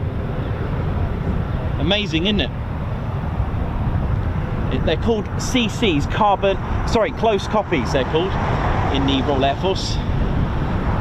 And it was to do with, in the 70s, they came up with something called Support Command. I think the HQ was, it could have been, was it Brampton? I'd like to say off the top of my head, but you can get this. So Lakenheath, if you drive past the main gate, have a look. It's the same as that station crest with the Greek Ionian pillar with the eagle on top of it. Exactly the same. And it's a thing, it's called a close copy. Let's see if I've got, hang on. I think I've got it here. Don't move, KC-135, just stay there.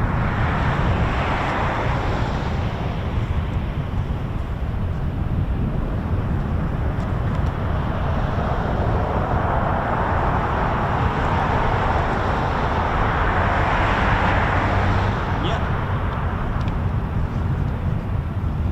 Close copy, it's called. Close copy, if you ever see that. Basically where a unit essentially adopts the blazon and motto of another unit. The only change being the name of the outer circle, and that of course tends to be the stations. And it was to do with the badge of Support Command, which was awarded in April 1975. Stations include Alconbury, Chessington, Green and Common, Hythe, Kirk Newton, and of course Lakenheath and Mildenhall, all having the same station crest from 75. It didn't last long, no. I don't know too much about Support Command. I think it finished a few years later, but they've kind of retained it, and it's still here.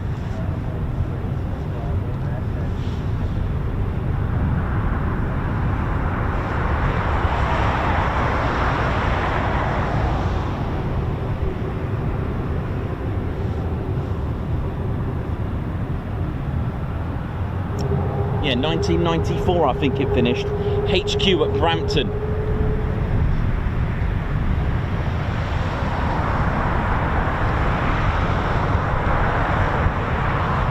Let's just get a bit of positioning here now.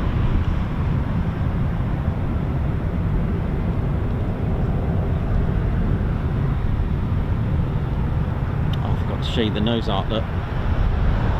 Sly Fox, that would have been on the B-17s. Sly Fox.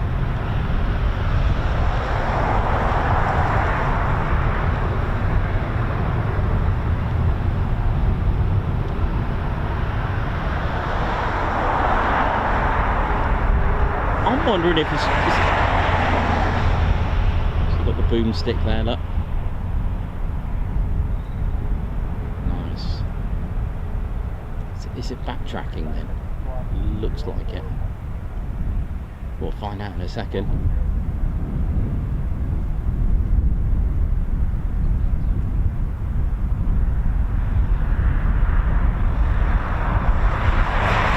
Well, that's fine.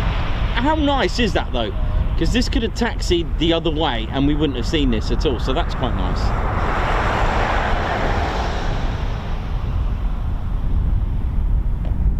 Yeah, next time you drive past Lakenheath and on the main gate, if it's safe to do so, have a look at the top. It's got exactly the same station crest, station badge as Mildenhall, and of course same as the others that I've mentioned as well. And that was all to do with Support Command between 75 and 1994. HQ at Brampton, and you'll see the Ionian Greek pillar with the eagle on top. Here comes the noise from the neighbours.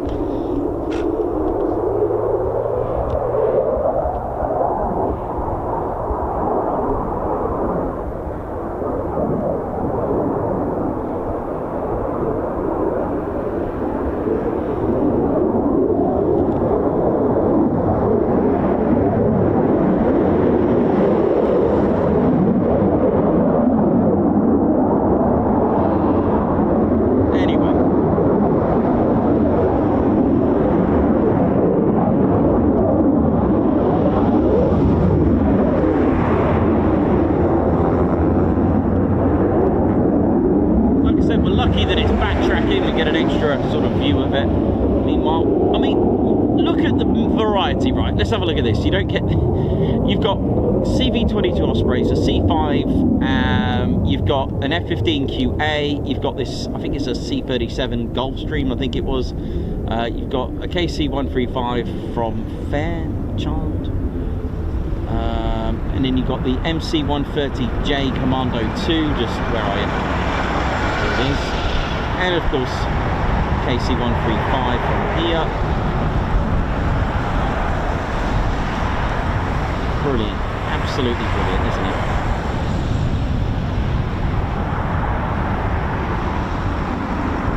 That's called the King's Forest in the background, I think.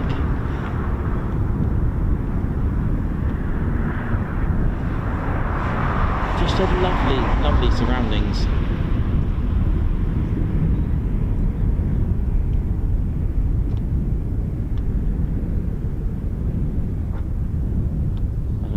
Nice is that though, backtrack, we get to see it a bit more, whereas like I said, it could have taxied round the back out of our sight and then just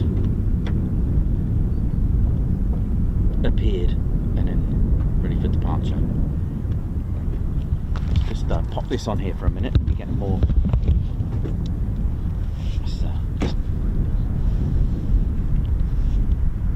Let's bring that down just a little bit. There we go.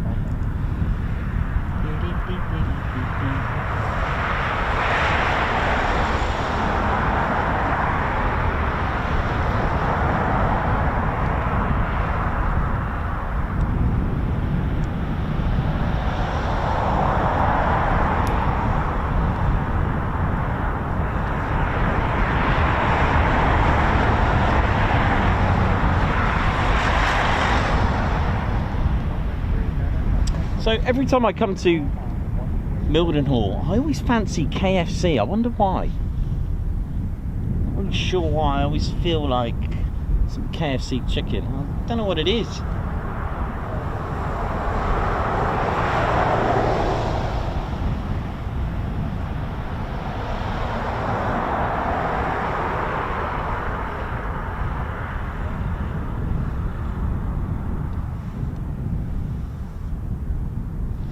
Here we go, so we're going to get some more big iron heavy. Oh, I do like it. It's just a different pace. So good.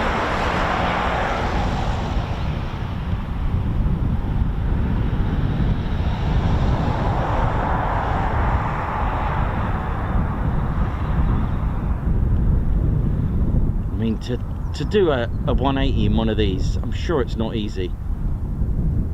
Imagine if the pilot drives a Fiat 500 or something after this, getting out. I mean,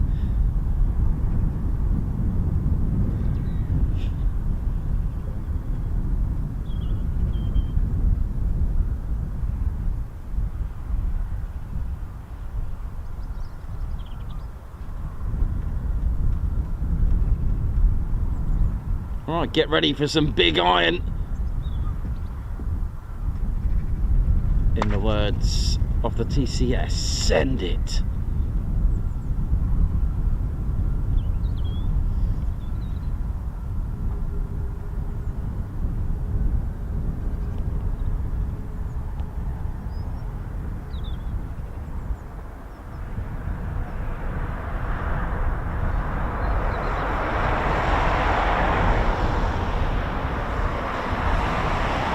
Here we go. Big iron. This is what we're here for.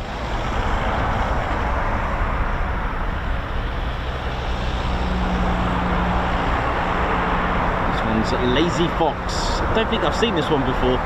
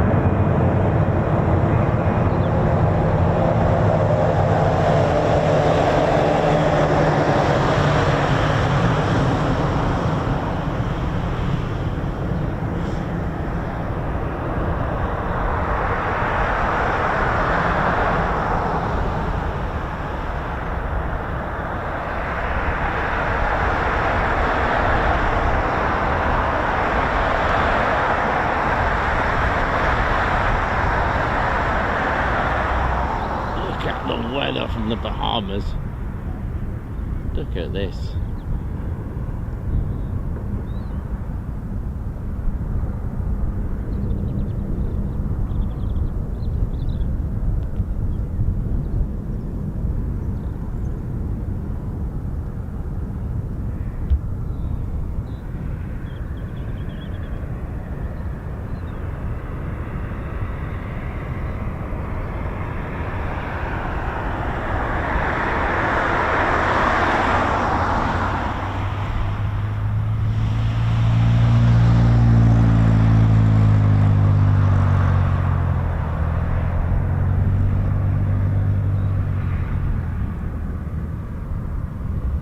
Lovely departure.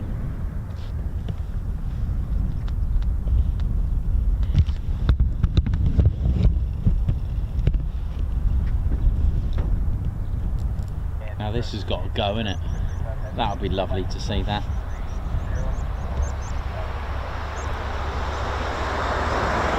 Welcome to RAF Mildenhall. How we doing?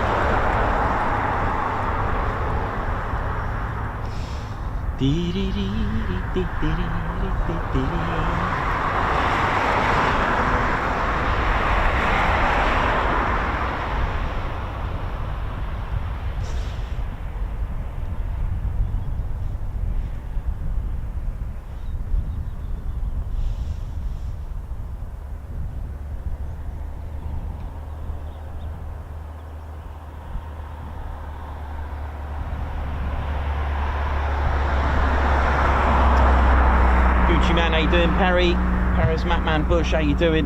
EP65 with Stevie Boy, hope we're good. Thanks Chris for that. God, I love cat. Oh dear.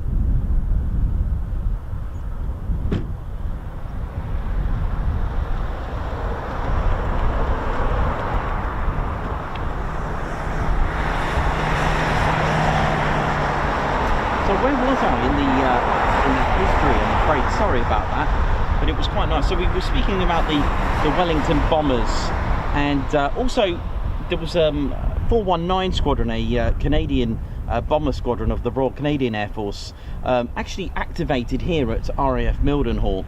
They remained based here until August the 13th, 1942, when the squadron transferred to the newly formed Group 6 Group Bomber Command. They were only the 3rd Canadian squadron to become operational overseas. It was known as the Moose Squadron in honour of Wing Commander John Moose Fulton. Their motto was Musa Aswaita, beware the moose. 31st of May 1942, 18 Wellingtons from 419 Squadron and 17 from 149 left RAF Mildenhall to take part in the 1000 bomber raid that we've discussed before in previous streams, where at various bases, like I said, it was a full-on mission from nicknamed Bomber Harris, Arthur Harris, the Air Marshal of the Royal Air Force, in a raid of 1,047 bombers. 2 more squadrons also arrived. Number 75 New Zealand Bomber Squadron, when 419. No, I think they went to 419 may have gone to East Moor in Yorkshire, if I remember correctly. And it was one of our good friends, Julian Bailey, which you would know here on as Ginger Bailey. His father actually served for 419 Royal Canadian Air Squadron number 419. It was actually based at East Moor. So that's a great connection there.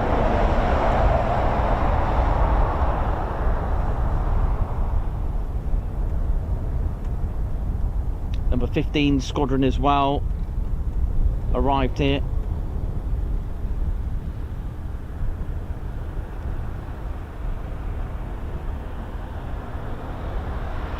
There was Lancaster bombers here in November 1943, and from sources that I've read, there were actually some Halifax bombers, a few of them.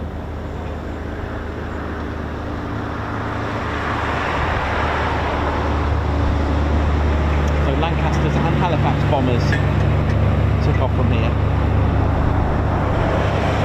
which I do actually have Halifax model actually. Shall I show you? Let me just go and get it. Hang on.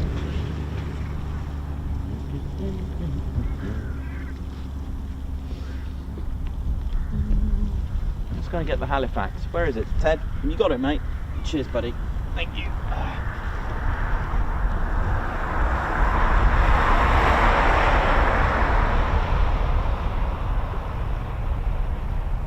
Which Halifax have we got, mate?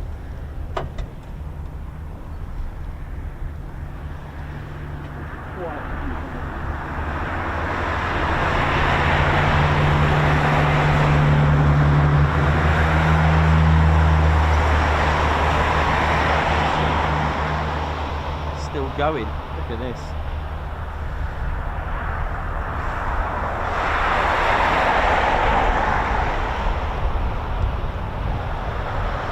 So you got the very similar to this is the Halifax bomber. Look at this, amazing, isn't it? Let me just bring up my details of this one. So Arthur Harris, Air Marshal Harris, he really didn't like the Halifax bomber. Hang on, let me just bring up some specs for this Handley Page Halifax. It wasn't, well, it had a bit of a bad reputation as well, and I'll talk to you about that in a little bit more detail. So you're all familiar with the Lancaster bomber. This, unfortunately, had to have so many modifications to get it right.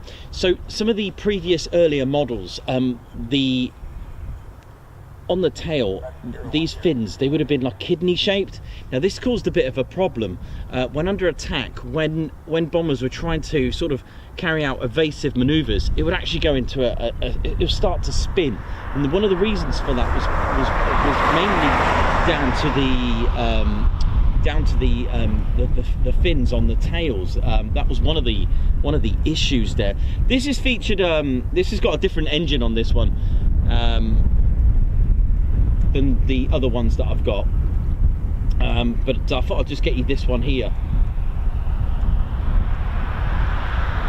This one looks like it's got the Bristol Hercules on there.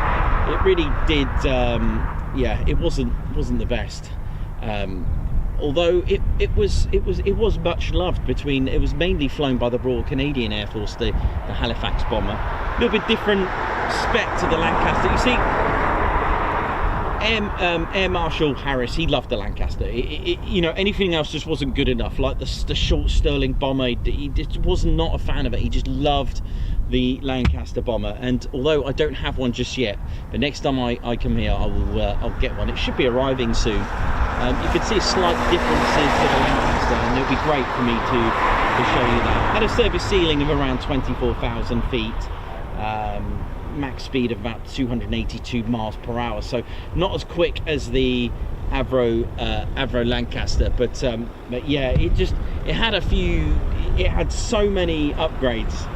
Bye, take care, see you in a bit. See ya.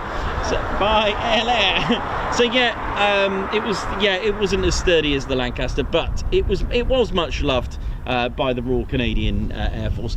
One of the other problems as well with I think it had at one point it had some Rolls-Royce engines on there.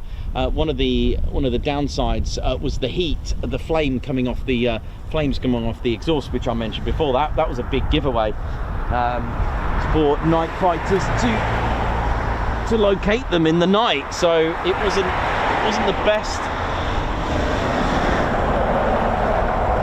But there we go. That's history though for you. That's what could happen. How we doing, ladies, gents, teddy bears? Hope we're all good. Just a little bit of history then for you, just while we're here. How we doing? My name's Nikos, cameraman and commentator. So yeah, I'll get you some differences between the Lancaster and the Halifax, the Handley Page Halifax, because like I said, it wasn't built right first time. Does that make sense, without being disrespectful to the aircraft? Because at the end of the day, all aircraft are special in their own ways, but like I said, you know, it just wasn't liked by Arthur Harris. He just didn't like it. But there we go, never mind. So on March the 22nd here at Mildenhall, Lancaster and Halifax bombers did take part in a first major raid against Berlin.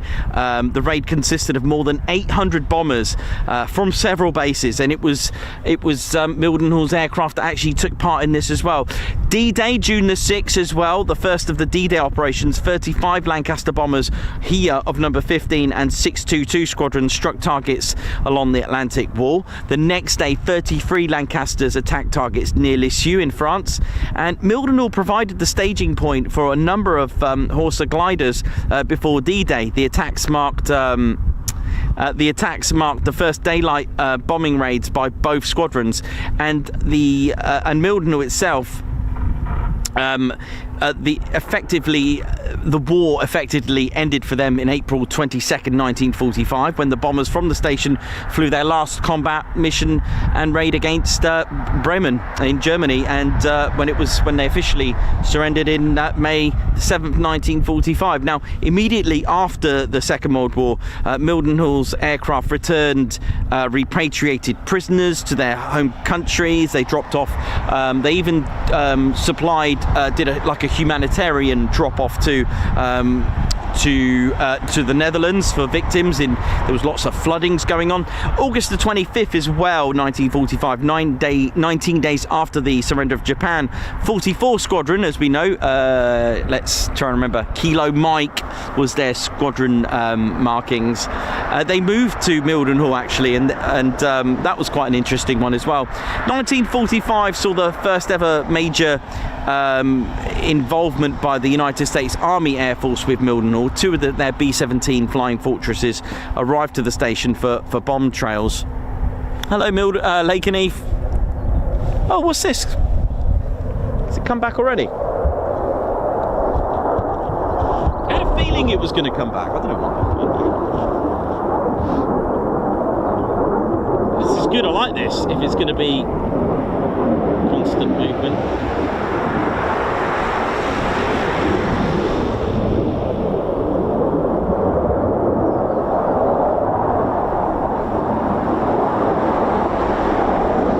Think about there's a few good videos on YouTube about the Hadley Page Halifax as well, about, you know, it wasn't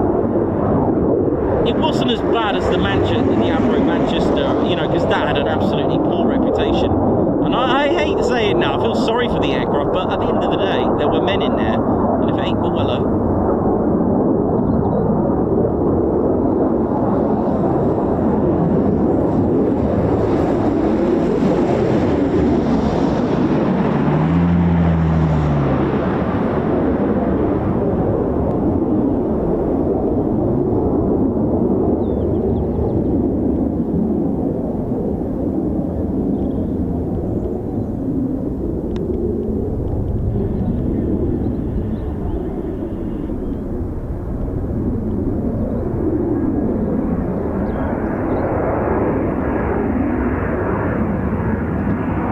Lazy Fox.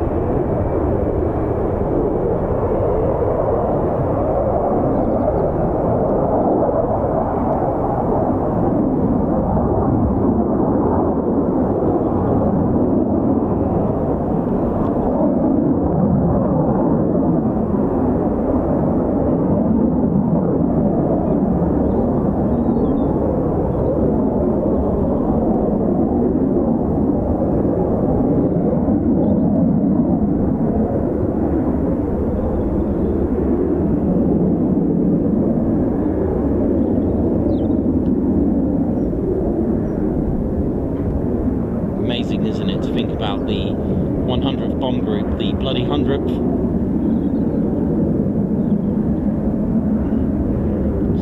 You know, B-17 legacy, and then the KC-135, a very different role. I mean, that's amazing in its own right, the history.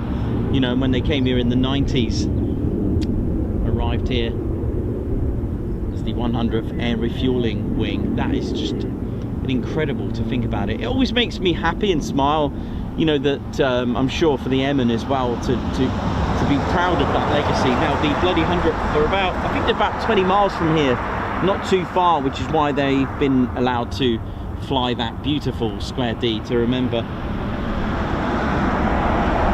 Station 139 get their name not because of the amount of losses. It's you know, they didn't have the most losses. It's the amount that they lost in any one mission every time. So, you know, the Munster mission, 13 went out, 1 come back. It was disastrous.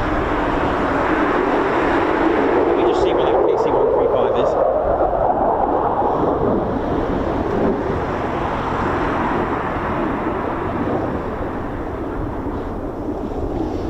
Lots of F-35s departing.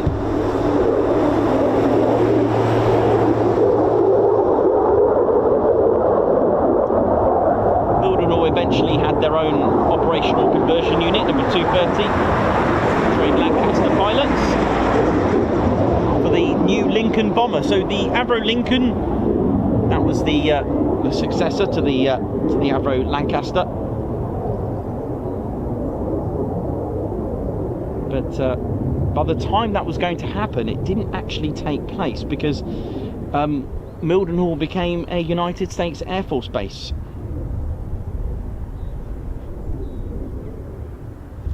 So similar fate to RAF Lakenheath. Like we mentioned before, it was you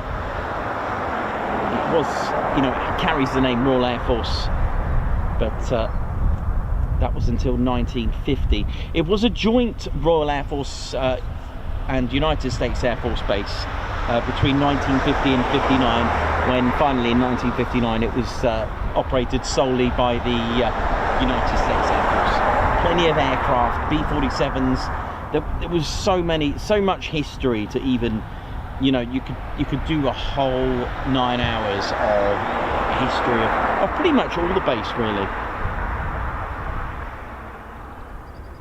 But it was the B-50s that also came here as well, which is almost like a modified B-29. I think it had a longer airframe than the B-29, just off the top of my head. There was lots of bombardment wings that arrived here, 22nd, 93rd, the 509th Bombardment Wing, KC-97s, Boeing B-47 Stratojets. They came to support. Let's have a little look here, what's going on here now.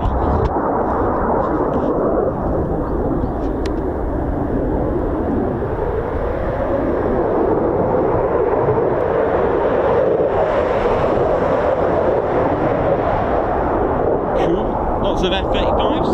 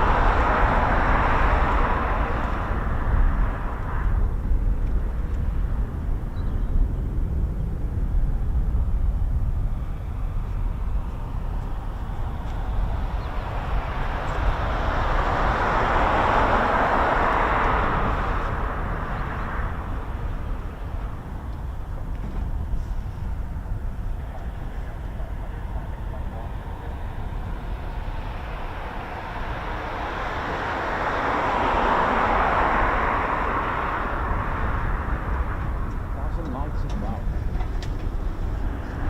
Let's get the engine set.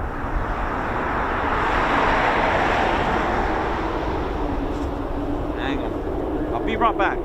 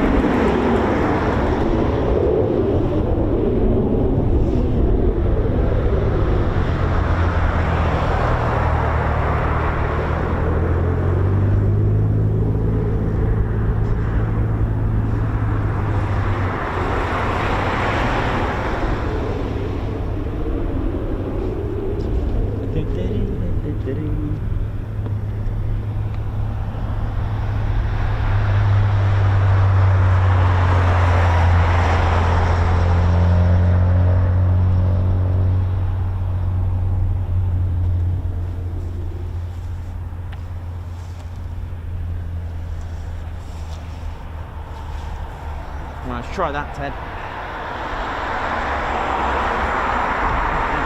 Got a little bit of Teducation coming up for you.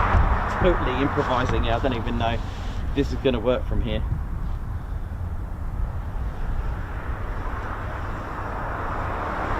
Yes. Let's see if this works. Right, let's see where that KC-135's gone for a minute. Yep, it's coming around for another approach. Now then, look at this. Look what we got here, man. I've got a mini RAF Mildenhall runway down here. Look at this. Look at that, short Sterling, runway 28. And for those who don't know about runway numbers, now is your time to learn the TCS way. Now, I hope no one runs that over, because that would be emotional. Trying to explain, they didn't get clearance to taxi across my runway, so let's find out.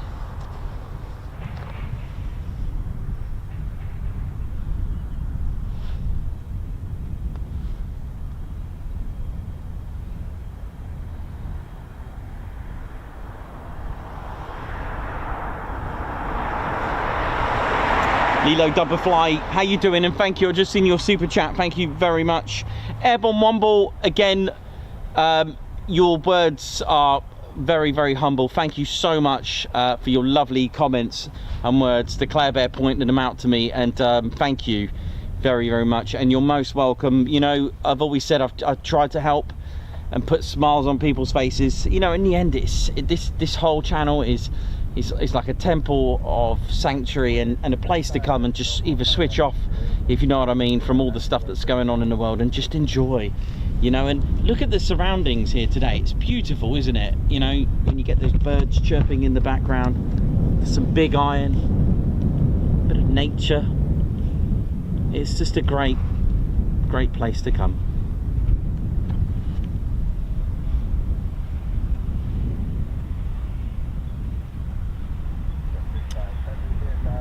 So this is nice. This is what we want. You know, a KC-135 doing a lot of circuits, which is great.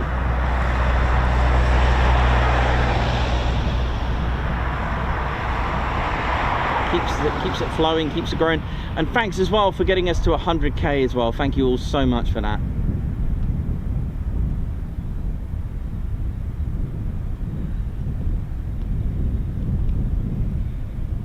Okay, there it is. Let me just move again to the right, just so I'm ready for. It's going to do another circuit.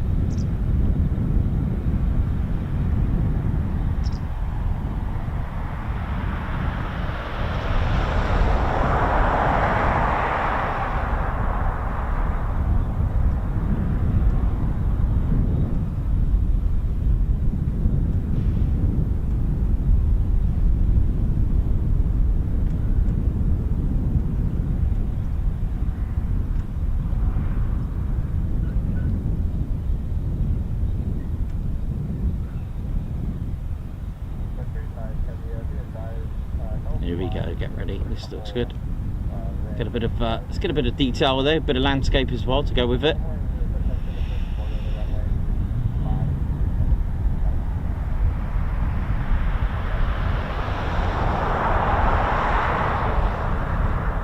So I can guess right now that this level heading of this aircraft is around 280 degrees.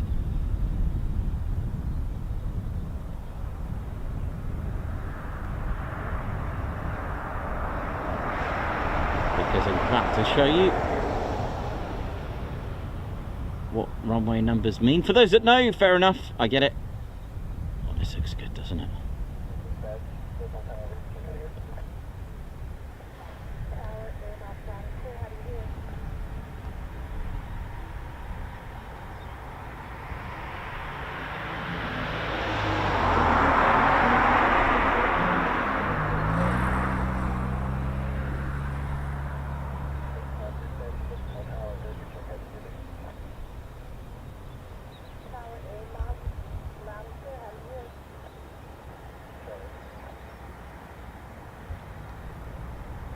Oh yeah, look at this.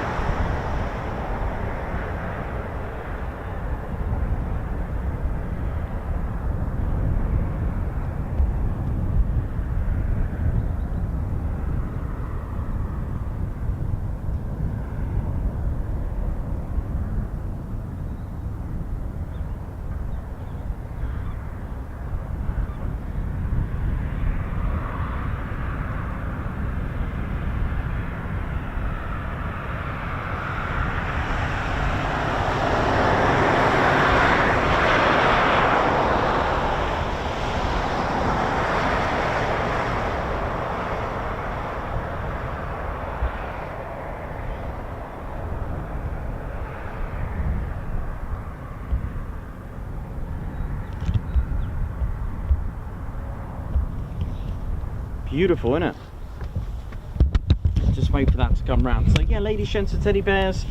I don't know if it's going to work with my compass, but let's have a look here now.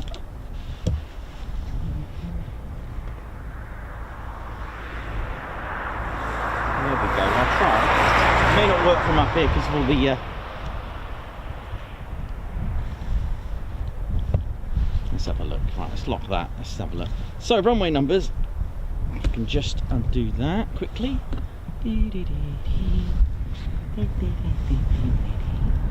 There we go. Look at this. Right. So let's. I've set my runway numbers up.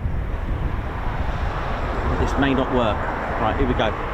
Basically, runway numbers are directions of travel. This is not going to work here because I had to do this on the ground there now. Right, so if that's not going to work from here, maybe my watch will.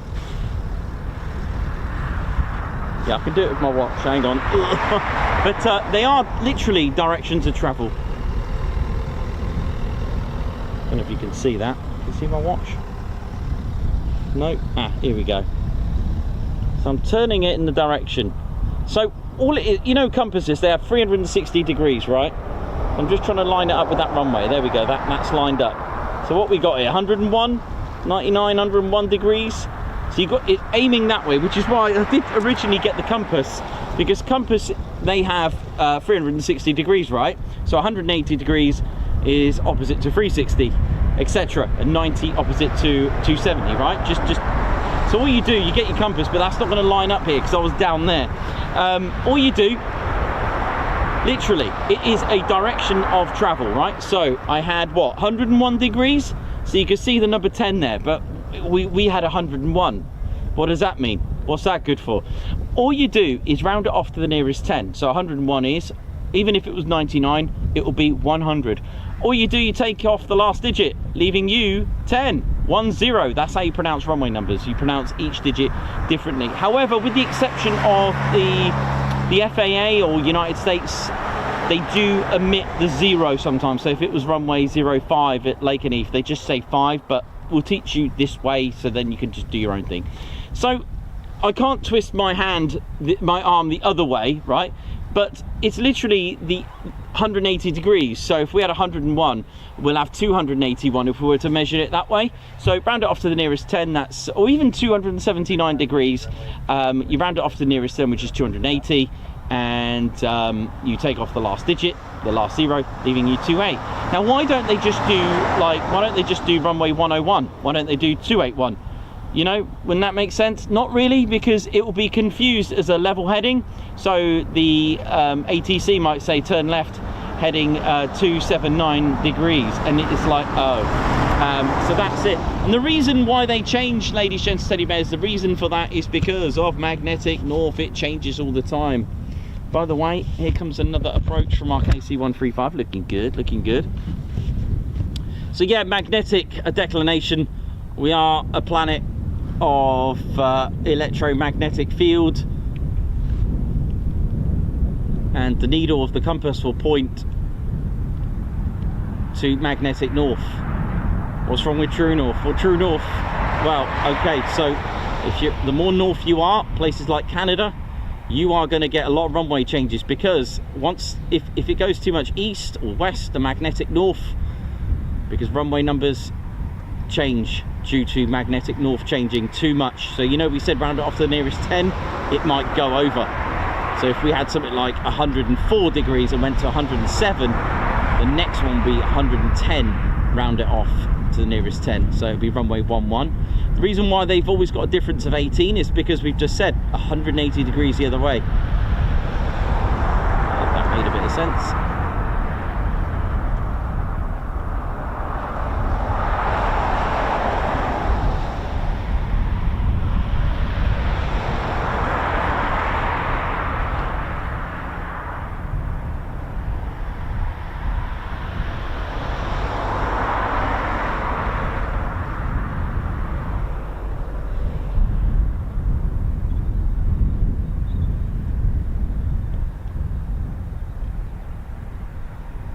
Go for another circuit. Let's go, let's ride. Here we go. Oh yeah.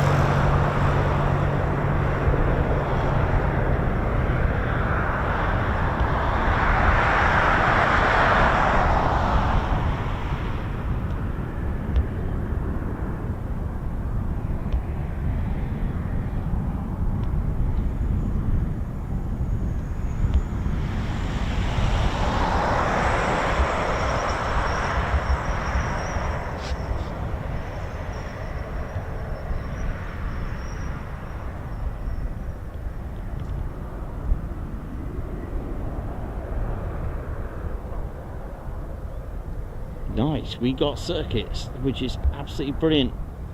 What more could be asked for? Circuits of the big iron heavy KC-135, and that is what we want, really.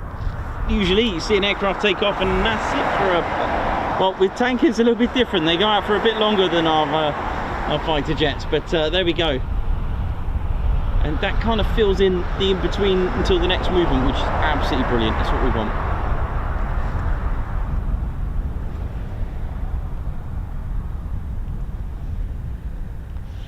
I'll just wait for it to come round through this. Actually, it should be all right now, actually.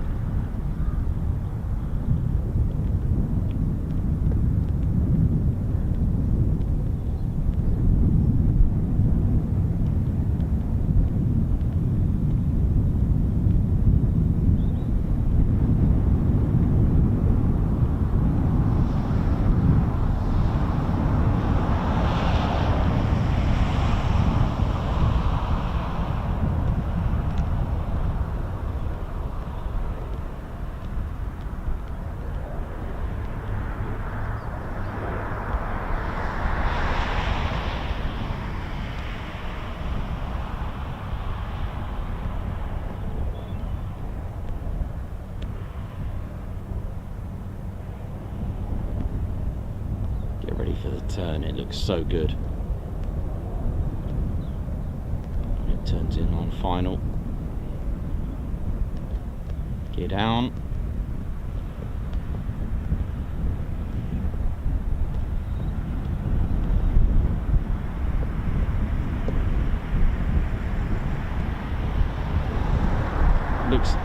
When it turns, it looks like a right beast, even though it is, but it just really looks very prominent. Get ready.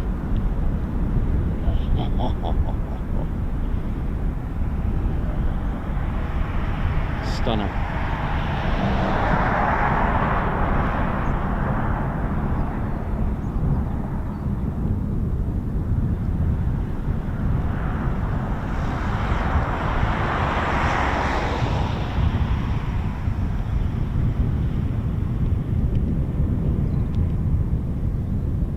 Nice stuff. Some of the buildings look, just gives it a bit more grandeur.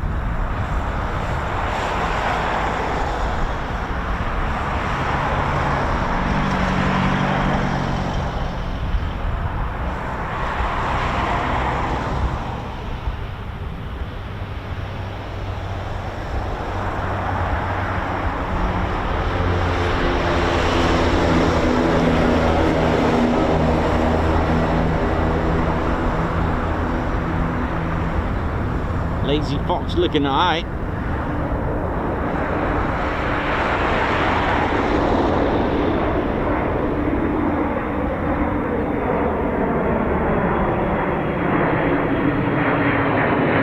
Oh, nice with the moon there.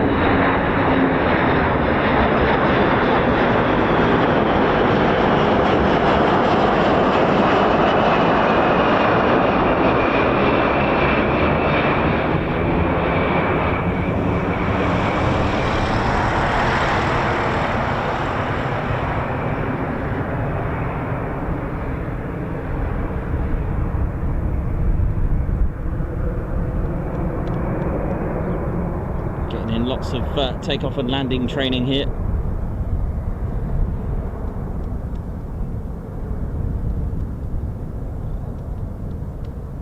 Missed approach training as well.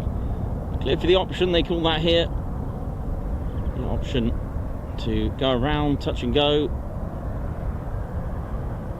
It's at the discretion, usually done for training.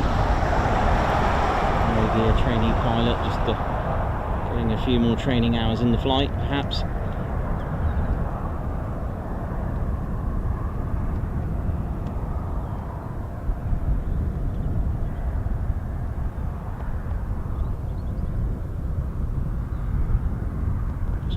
Over. By the way, interestingly enough, Mildenhall, regards to the name of the station, was once proposed to become RAF Beck Row, for those interested. But usually when they decline that, it's usually to do with a base that's similar to it. So I'm not actually sure why. Don't know if there's anything nearby that was once then, confused it with something else. So I'm not really sure of that one.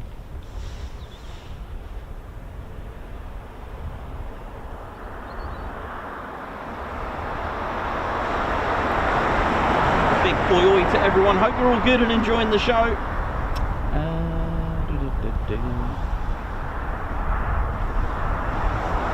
Got circuits from the KC Strato tanker, which is absolutely brilliant.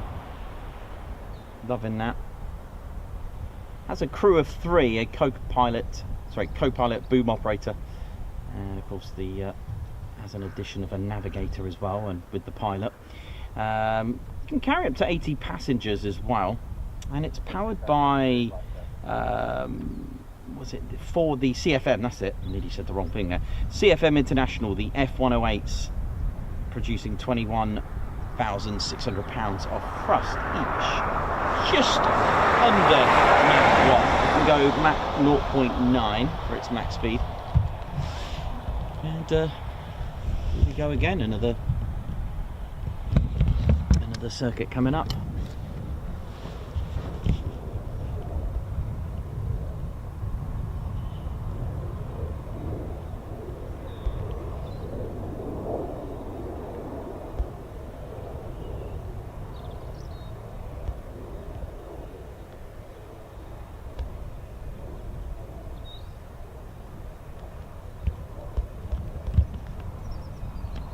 To RAF Mildenhall,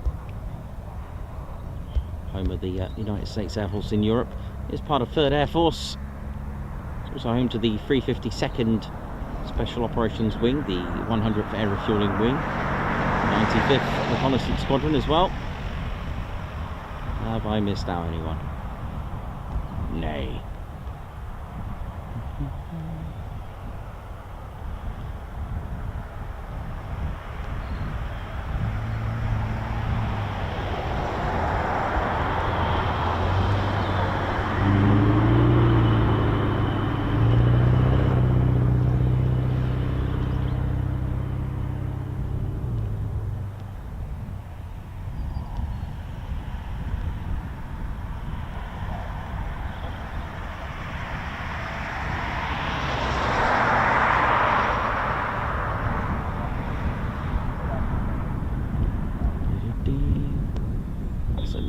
Shot, look at that.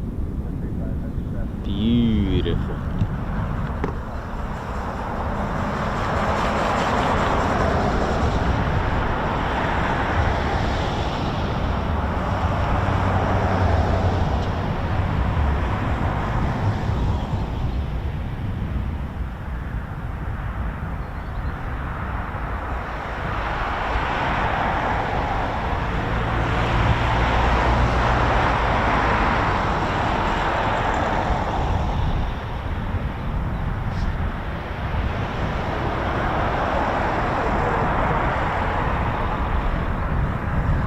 Angle that it's got there, isn't it? Nice.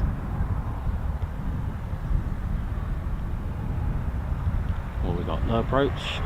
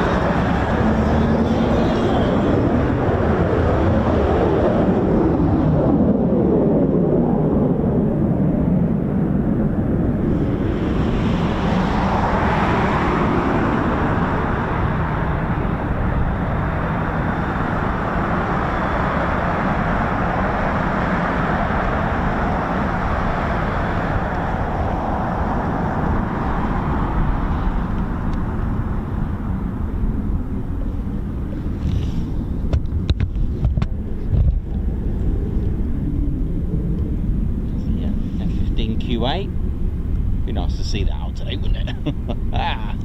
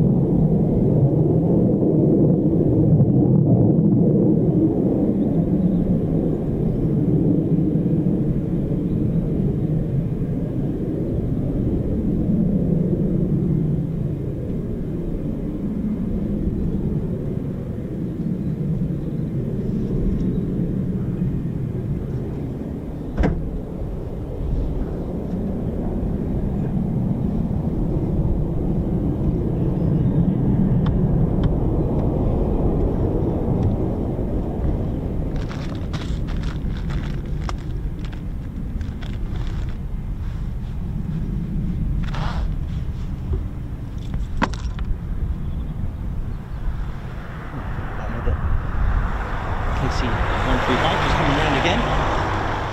Here we go.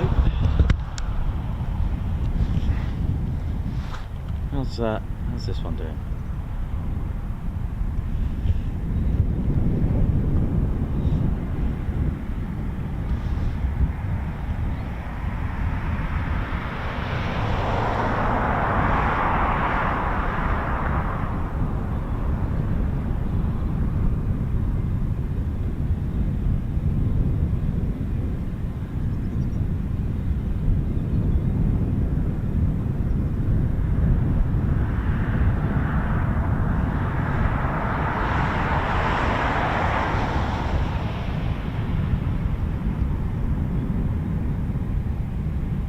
Looking good.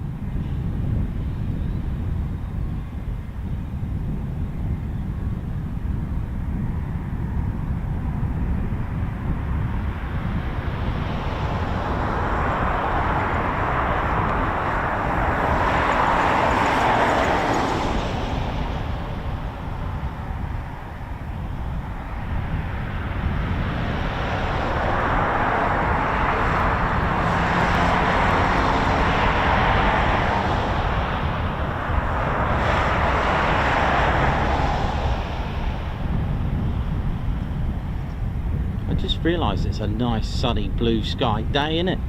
Amazing. Didn't think it was going to be like this today actually. Here we go, we're here.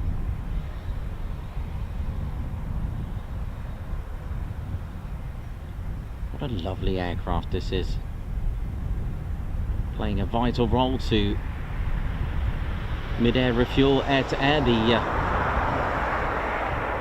aircraft.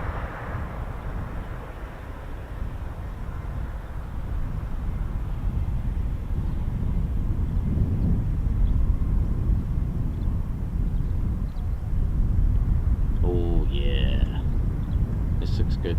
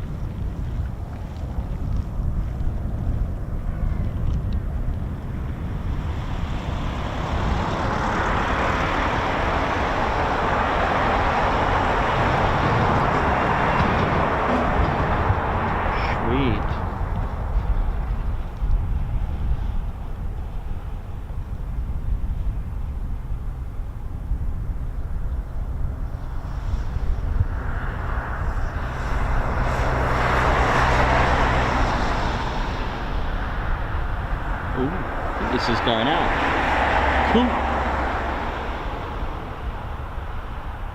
I don't think any of these are going out today. That would be nice to see that. We have done a couple of times, I think. I think we've seen two, I think. Well, minimum one. I remember seeing the first one when it started to move. It is extremely large. I think the largest of the US Air Force inventory. The C5 Galaxy. It's a C5M.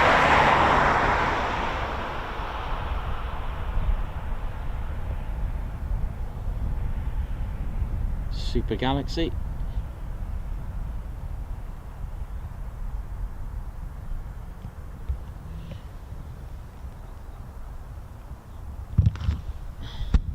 Lovely light as well here for you to enjoy. Like I said, we are in the Nook Campsite. There is a dedicated field to spot. Is only £2 per person for the whole day until it closes. I don't know. Abide by the times. Sometimes there's some little notes that tell you what time the gates close, so just be mindful of that as well. Any little messages, do abide by them. It's a wonderful place. If it wasn't for here, wow, there isn't, like I said, there isn't an official aircraft viewing area for here, but how wonderful to have that.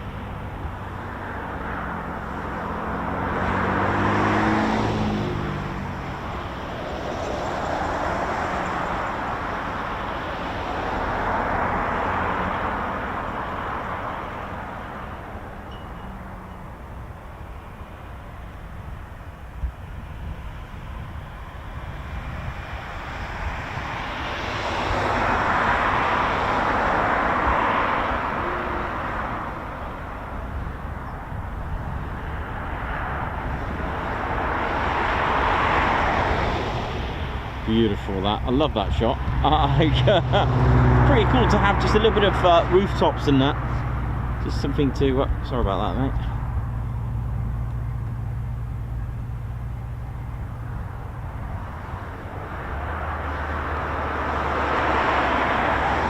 And meanwhile, while that's coming in, this is... Where are you?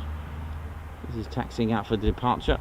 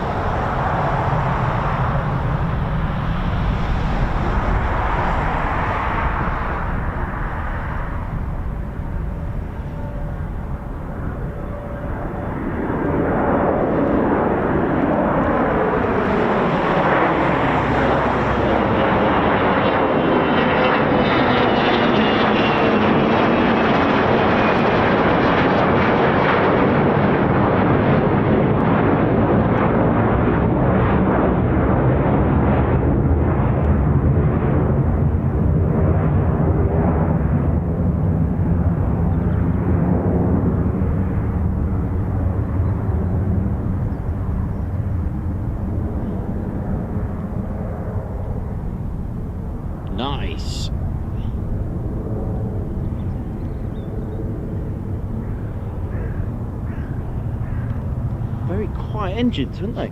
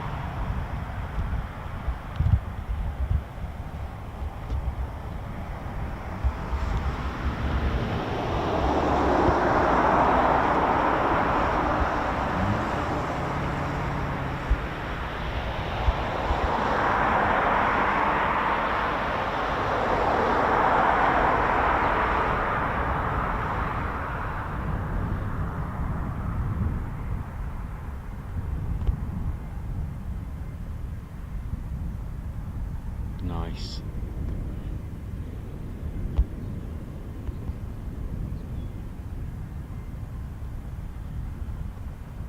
Gas station of the skies.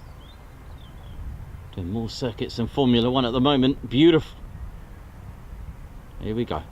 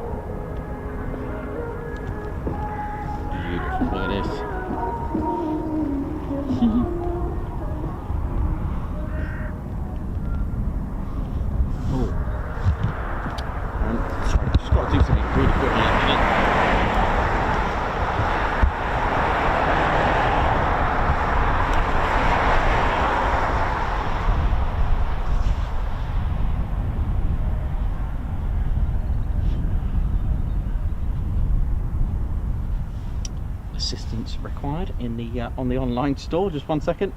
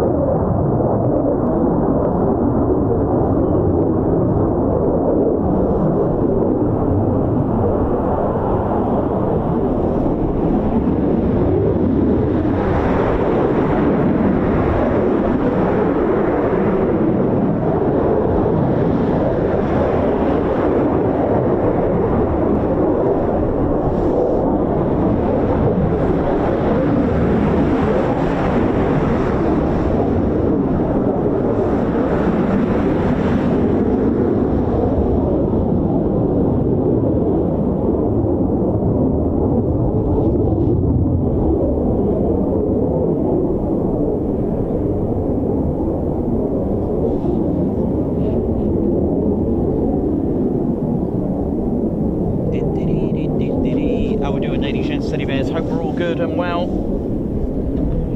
Where did that KC-135 go? Looks like it went out a bit further, didn't it? Oh well.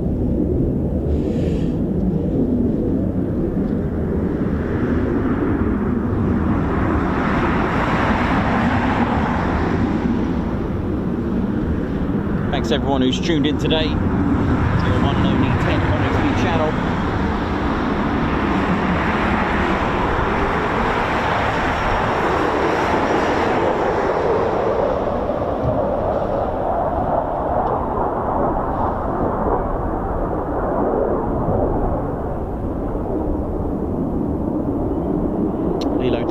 Thank you very much for your support and kindness there.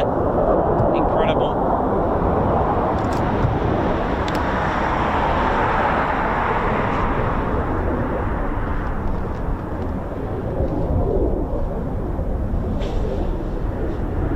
I think Squadron Leader Ted is going to just have a little few minutes on the stream quickly before the... Where is it, Ted? Do you know? Gone somewhere, is it? Okay, mate. That's a good answer.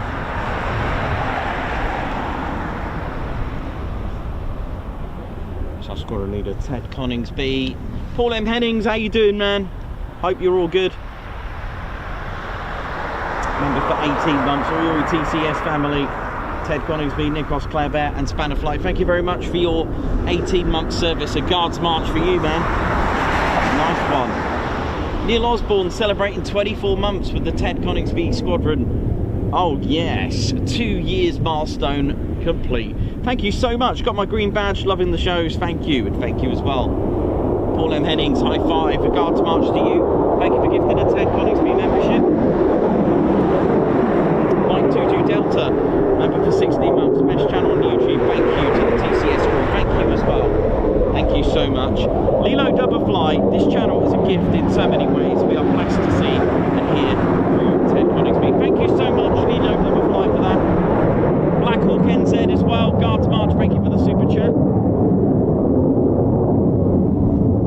Big Al, member for 15 months. Oi oi everyone, and oi oi to you. Guards March. Lilo Doublefly again to the ground crew for keeping these awesome aircraft in tip-top form. Thank you, and thank you as well. Guards March, well said. The Lowy family, member for 12 months. Congratulations, well done on that milestone. Your first year. Nice. EP65, high five, Guards March. That sounds like an unrestricted climb, I think, Ted.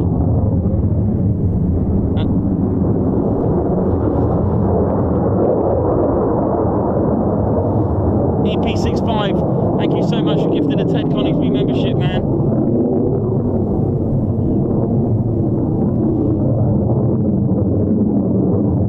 Ted's looking for it.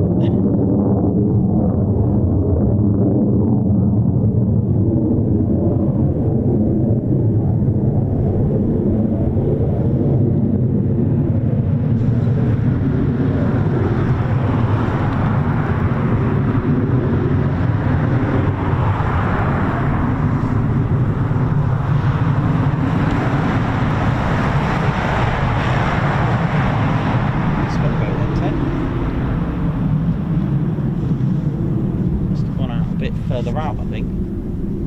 So have a look where it is.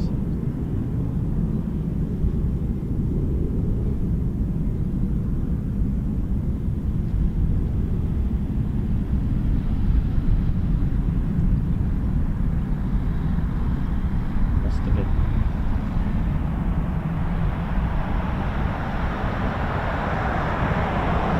Daniel Walker, Johnny B, G-Down Pulliam, G-Hammer Lupins, Walking Tours, how you all doing? Argo, Johnny B, how's everyone doing? I hope you're all well. NEJ Approach, Old Shep, Trash Panda Manda, loving the fact that you got the TEDs out. Let's get them out, it's a good idea.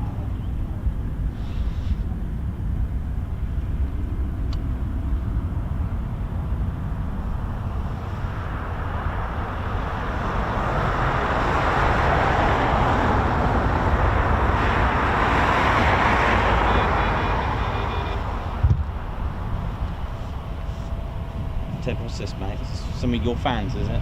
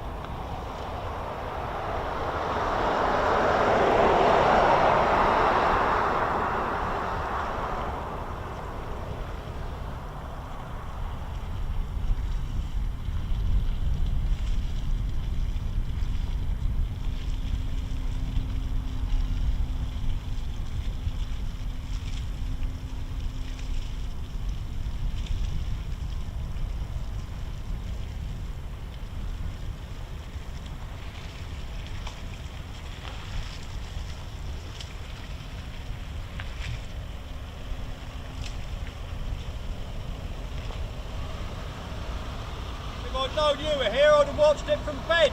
You're right. The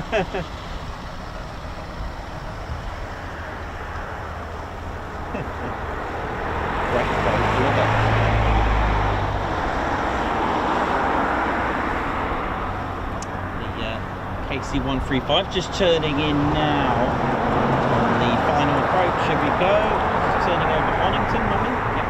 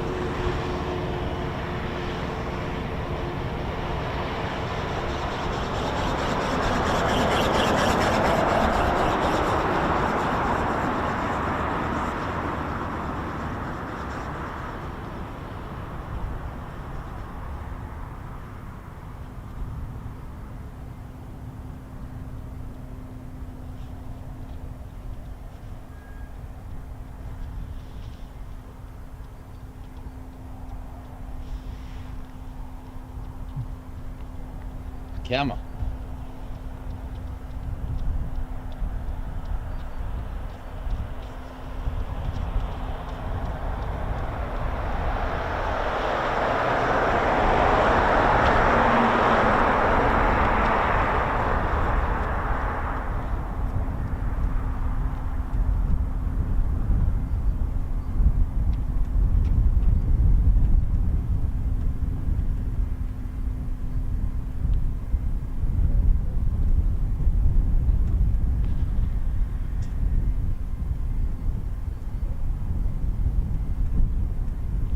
Okay, can just got eyeball now on the landing gear. Here we go.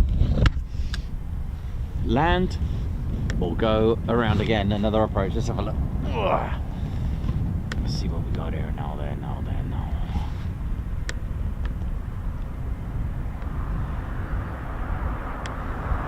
What a superb day we've had, though. This does make up for it, though. You know, it hasn't been quiet really. You know, we had a little bit of a break, but always something going on.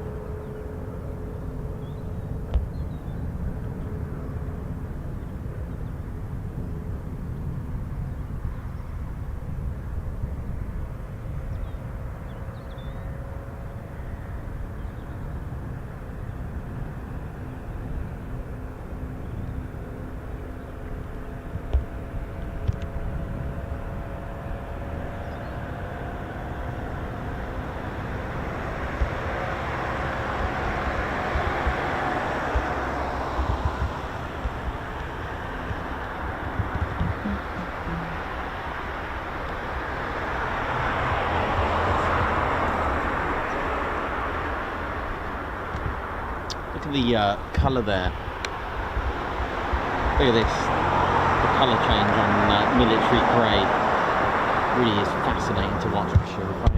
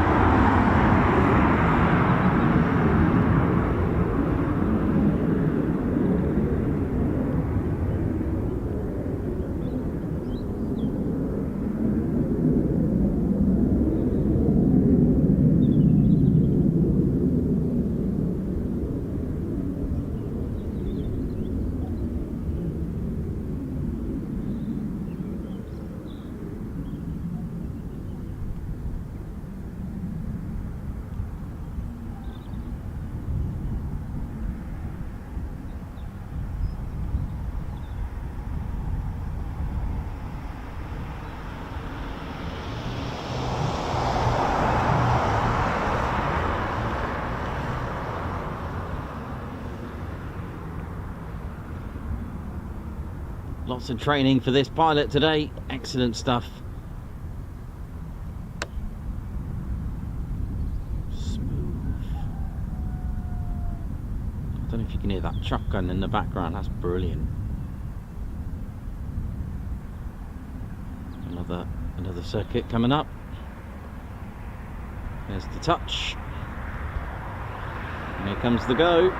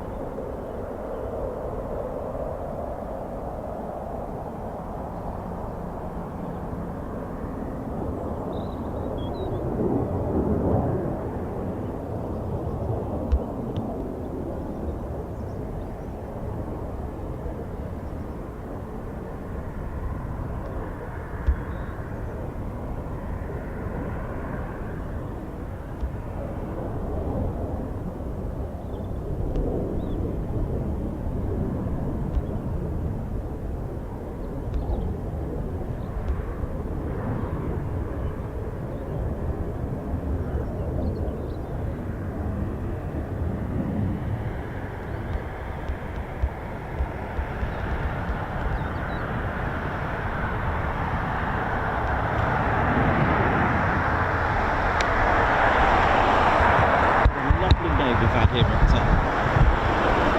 Mildenhall. Tremendous.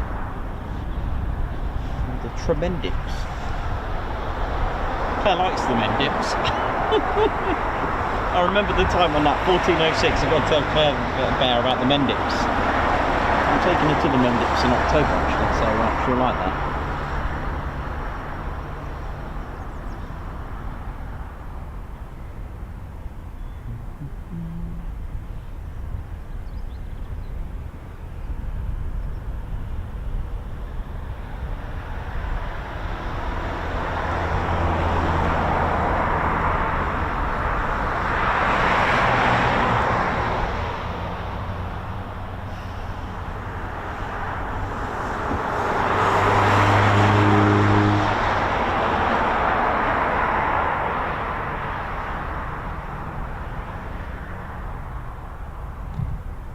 Lilo Doublefly, thank you very much, bless your heart.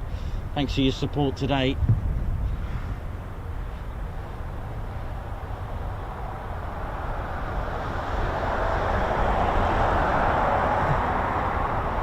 Simon Watchorn, how you doing? Hope you're good.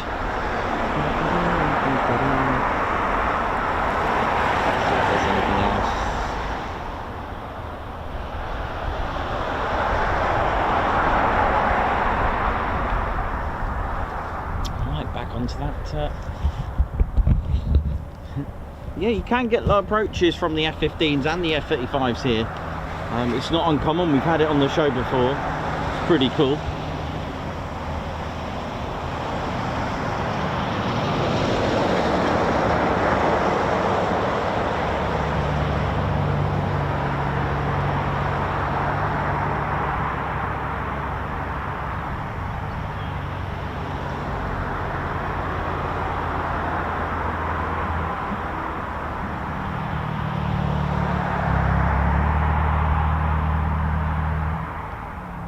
Sure how many circuits this is, but it's been quite a few. 10? Is 10 a good number to say?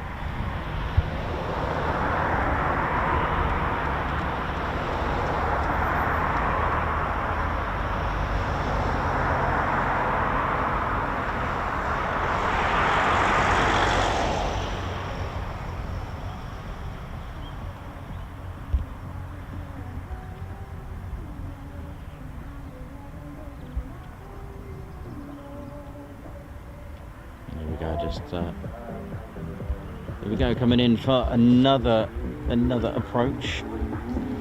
Here we go. Nice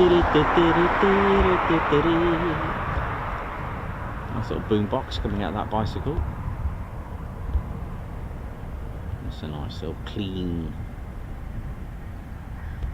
Look at that, beautiful.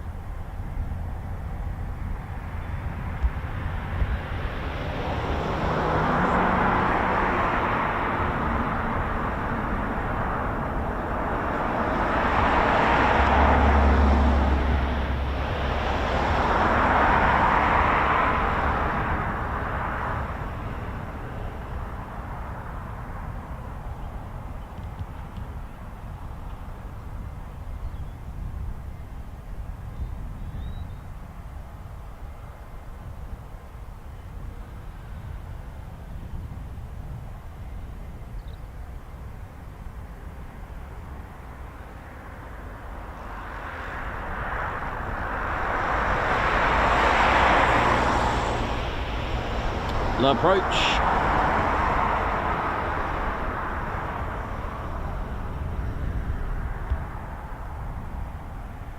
Or missed approach, even.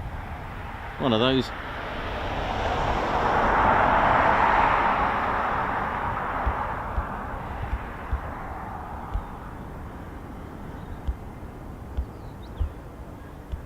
We're about to get skimmed by the KC-135. Literally going right over our heads. Hello.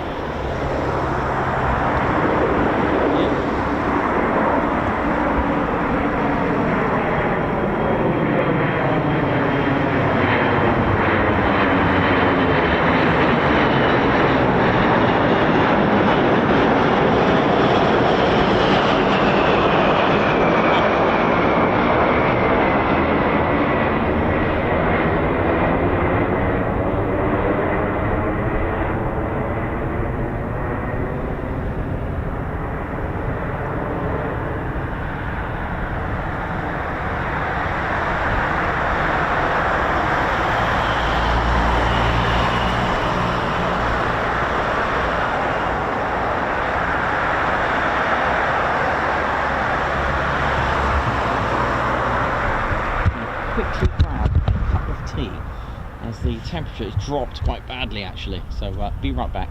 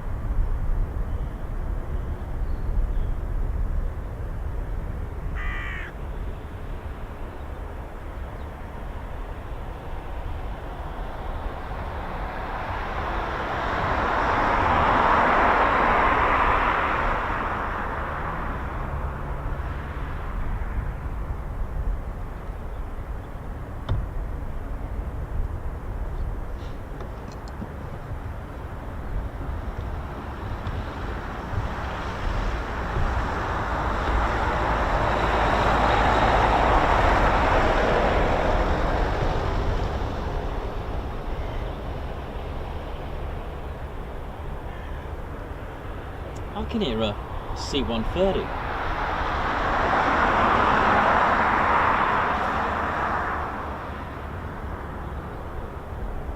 definitely hear a C-130. Can you hear that? I can.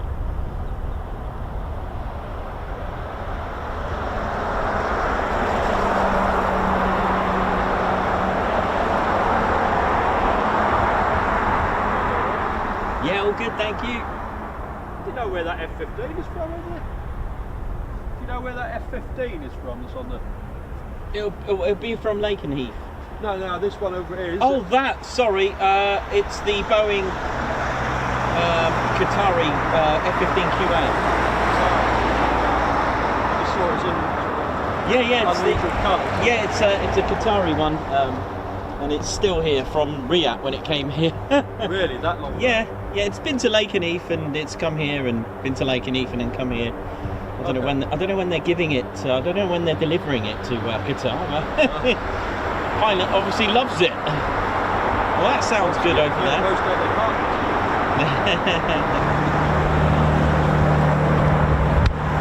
Other than that, has it just been that one KC going there?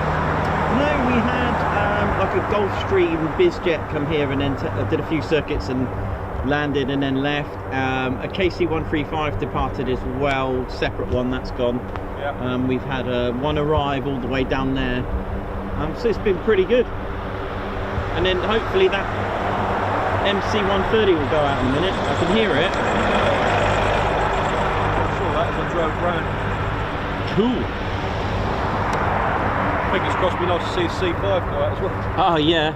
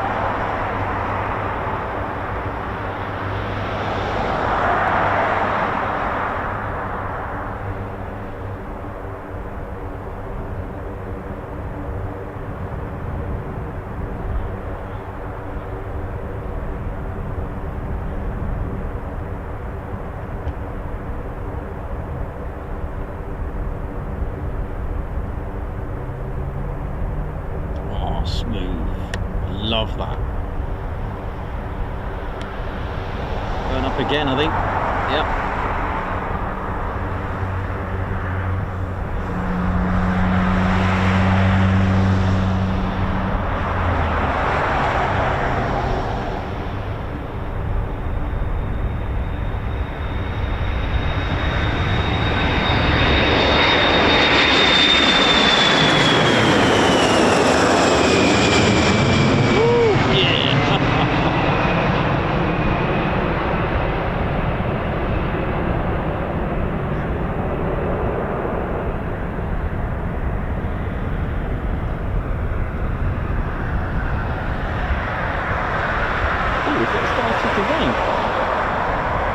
Started to rain a little bit, actually. Felt a few specks of rain.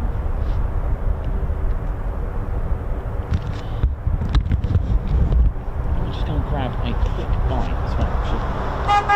Oi, oi! Nice to get the bass beeping away.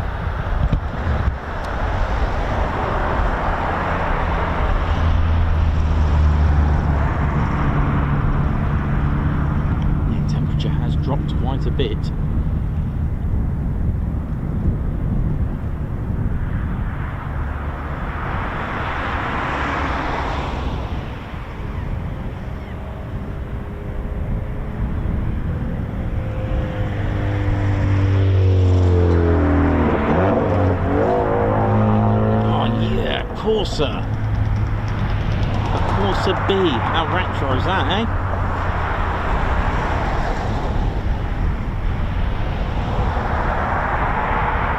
Get in.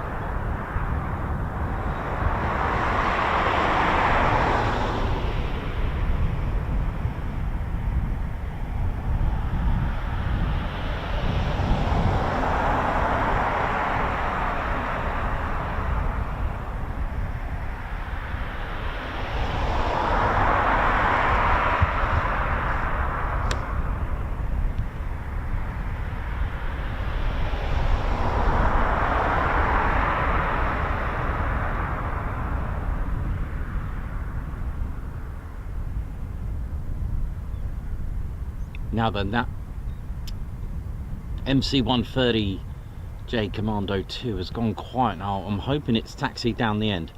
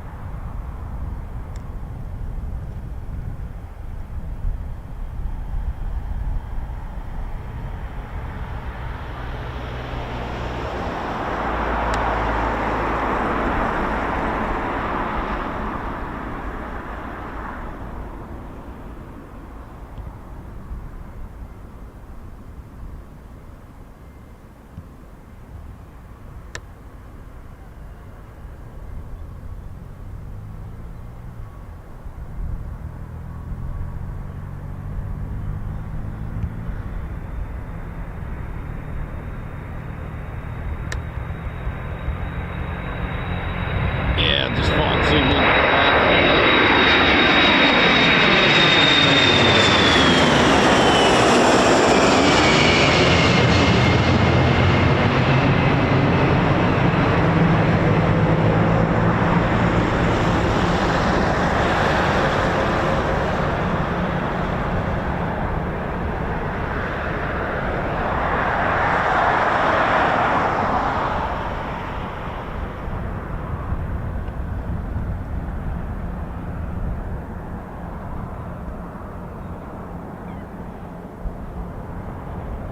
I think I can still hear that MC-130J in the distance there now.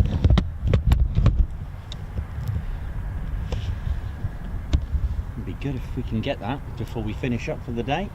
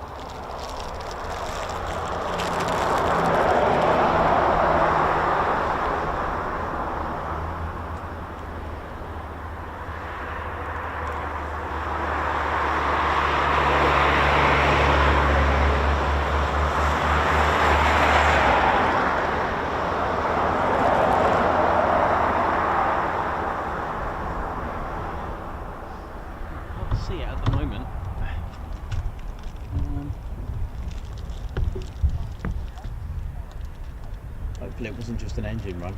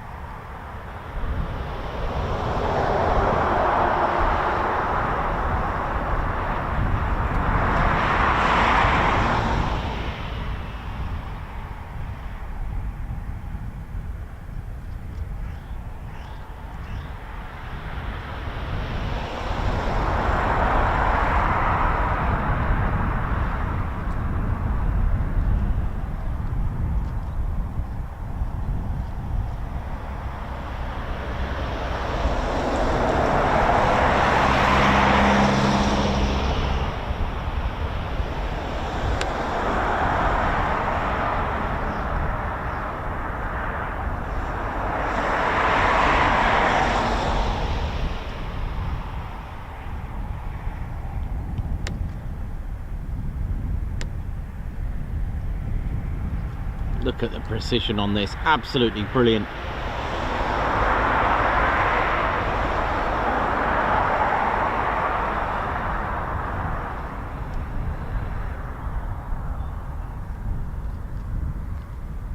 Back up for another circuit.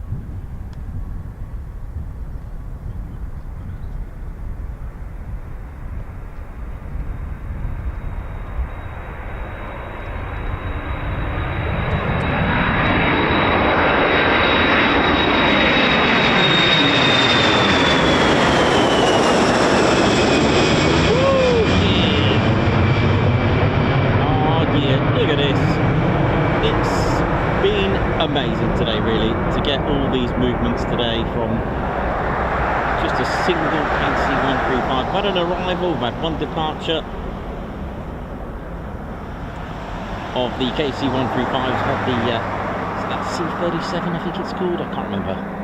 The Gulfstream that arrived, did a few circuits and took off as well not too long ago.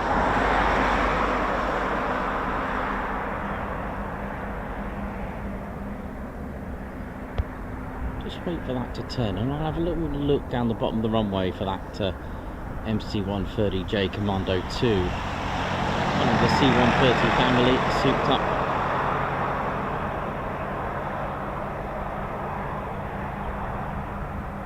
Yeah, 67 Special Ops. Yeah, I think it may have just shut down because I can't see it anymore. Which is a bit of a shame. No worries, it's been a good day.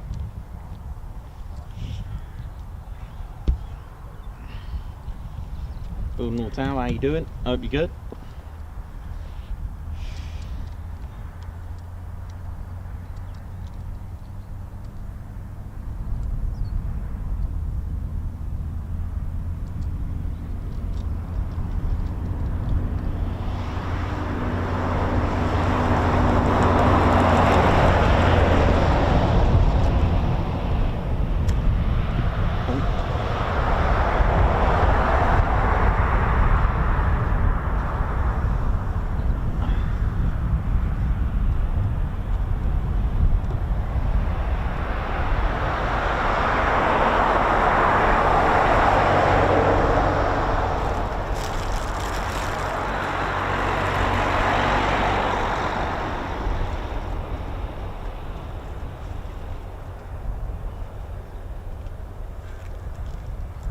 have a bit of some cheese strings, isn't it?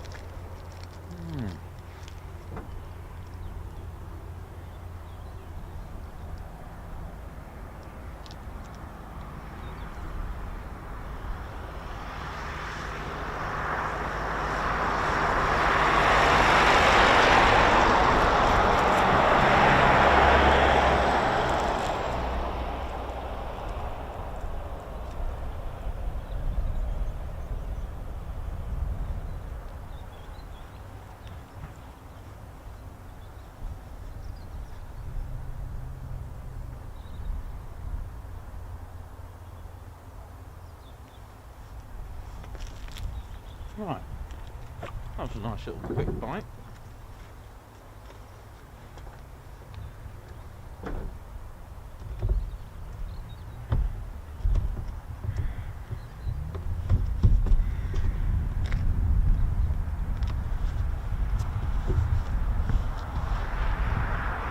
Right, see how we all doing.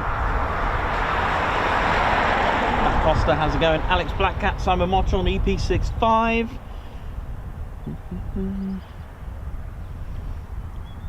Alex Blackcat, hope you're good. The Mighty Strike, how's it going? Grand Gus Bull says just one more circuit, then I'll go in the garden. Yeah, totally get that.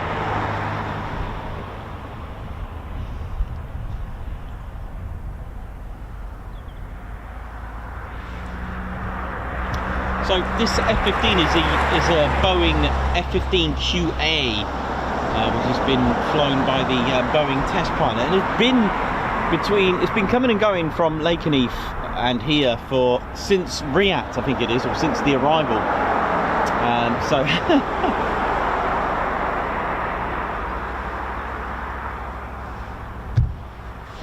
we will be finishing up very shortly, I think. I'm not sure. Depends what the KC-135 is up to. Sounds like the MC-130 is shut down. Never mind, no worries. Still been a good day. Ted, you alright, mate? Ted's having a good time. And Lilo Doverfly, thank you very much. Mods, thank you for keeping this stream sweet and neat for us, Ted. Nikos and Cloudback, Guards March. LEJ Approach, high five, a Guards March. Thank you for gifting a Ted Coningsby membership. Nice. And Lilo Doverfly again, thank you very much. And to the pilots who breathe life into these amazing aircraft, showing us what dedication and skill can produce, a thank you. And thank you as well, Guards March. Pauline Elson, member for 13 months, Guards March, thank you very much. Catherine Burkett, member for 19 months. Oi, oi, everyone, thank you very much. Guards March, how are we all doing? How we're feeling? Thank you very much for tuning in. And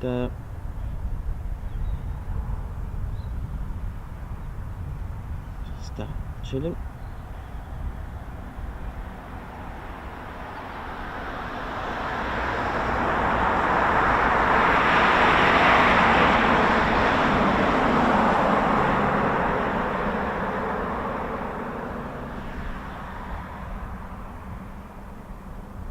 The Mighty Strike. Hey Ted, firstly love your live streaming, brings back memories of Lakenheath Mildenhall visits in the early 2000s.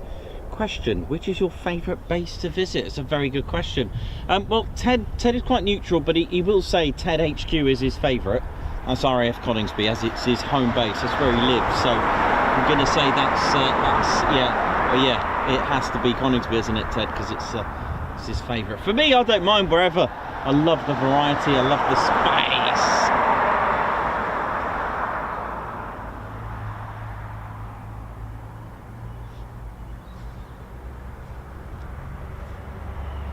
So let's just do an impression of a KC-135. Look at that. Beautiful.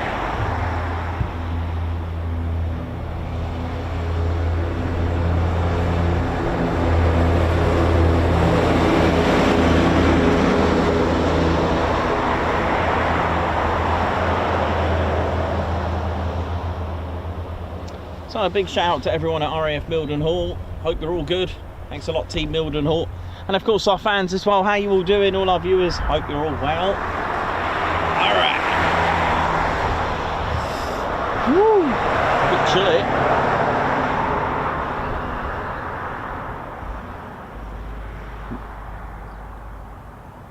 Sophie, my second time back. I love this channel.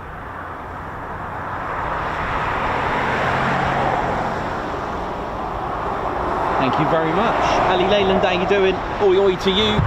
Andrew C, Johnny B. Paul Fuller, oi oi to you.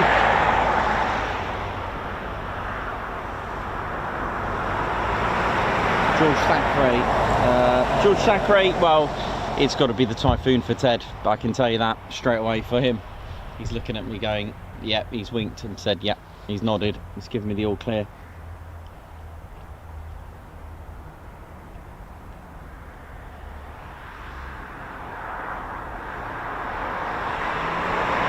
London Massive in the house. So the F-15 QA powered by the General Electric GE F100. Or is it a 110?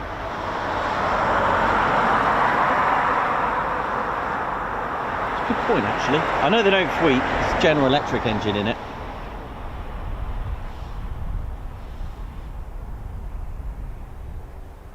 Yeah, 110, F110, that's it. The GE F110 229, that's the one. It's not the air. Yeah, got it.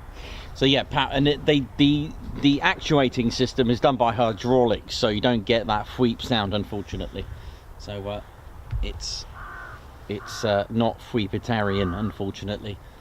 But still, it's got fly-by-wire in it, and that makes it special. Very special. It can move beautifully.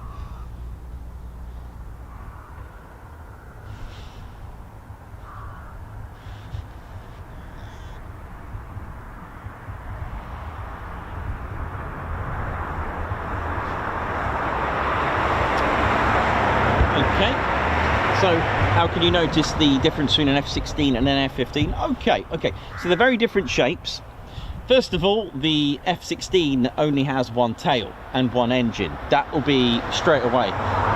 Okay, so that's your first giveaway. Very, very first giveaway. So F-16, just one engine and one tail. All right, one stabilizer. That'll be kind of like what you're looking out for. And then if you have a look at the two, they do look very different.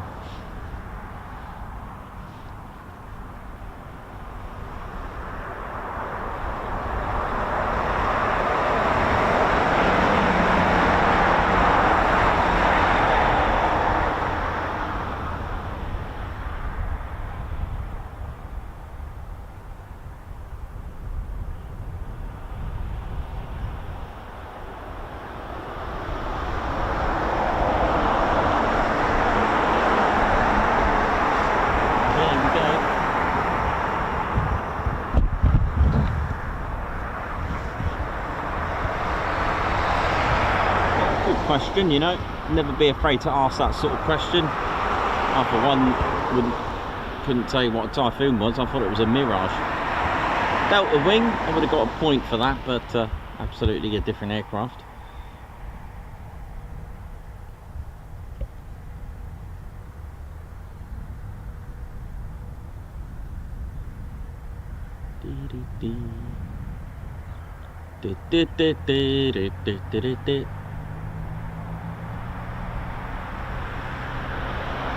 How's all the regulars as well? How you doing? Hope you're good. Here we go. Ted Coningsby channel live here at Mildenhall. Members, how you doing? Members, start smashing out those emojis for me.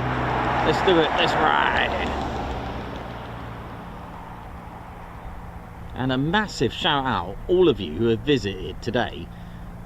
tedconingsby.co.uk/shop. I mean, there's been orders flying in today. Brilliant. Thank you all so much.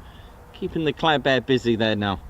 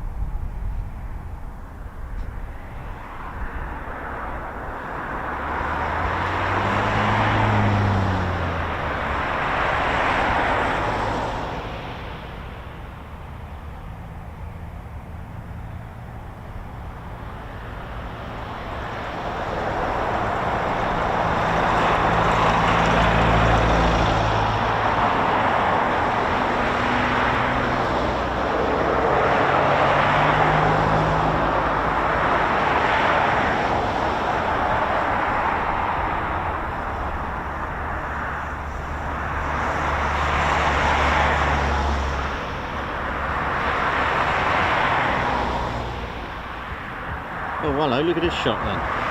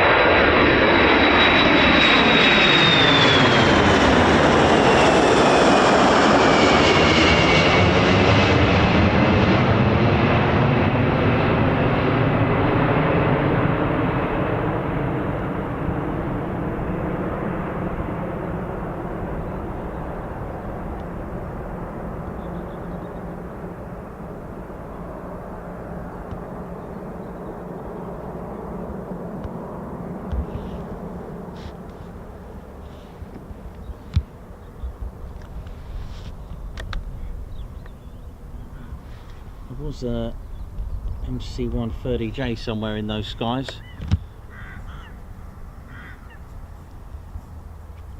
Somewhere out there. Just keep a lookout for that. Let me just check. Let's have a look. Is that a Herc on the approach? Yeah, I'm just checking. It is due back. Yep, it's just coming in now. Here we go. I thought you'd be able to see with your super lens. Yep, it's on its way.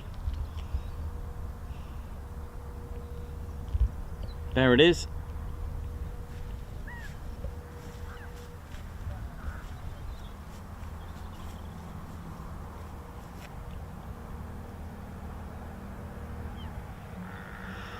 So this is the MC-130J Commando 2 of the 67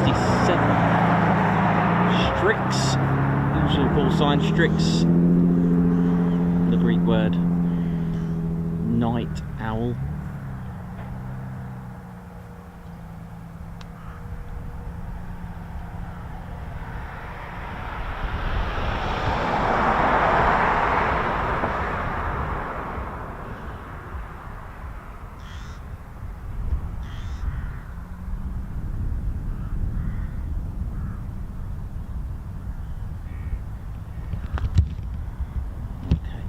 Sorry.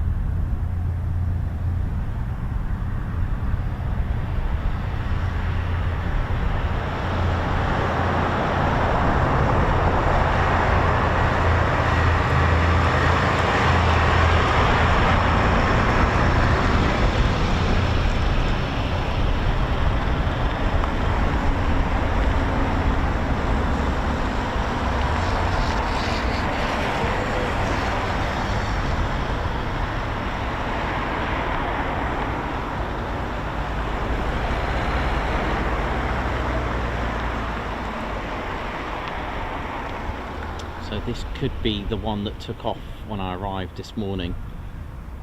There's always one when I arrive, every time, almost without fail. While I'm just getting out the van, just trying to set up, there's always one. That's why usually you'll have a particular video here at Mildenhall that you've not seen before, because it's probably that first one that took off. Oh yeah!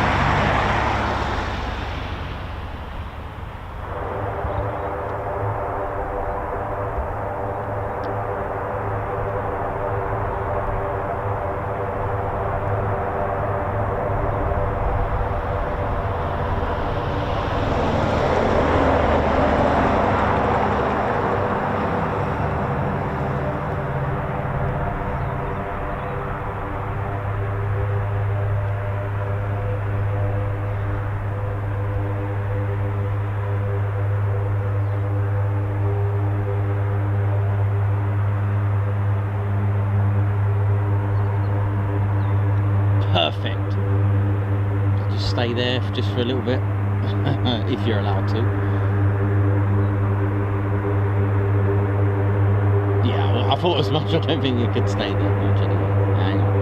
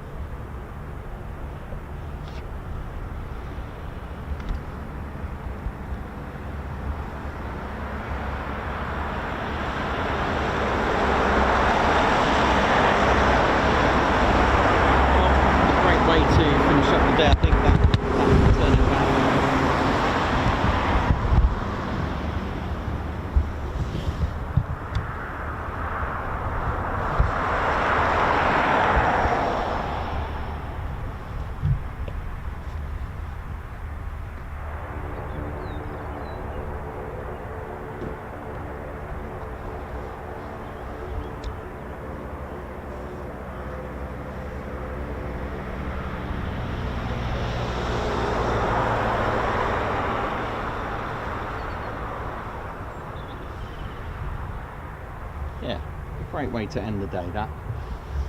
Definitely, I'd say so.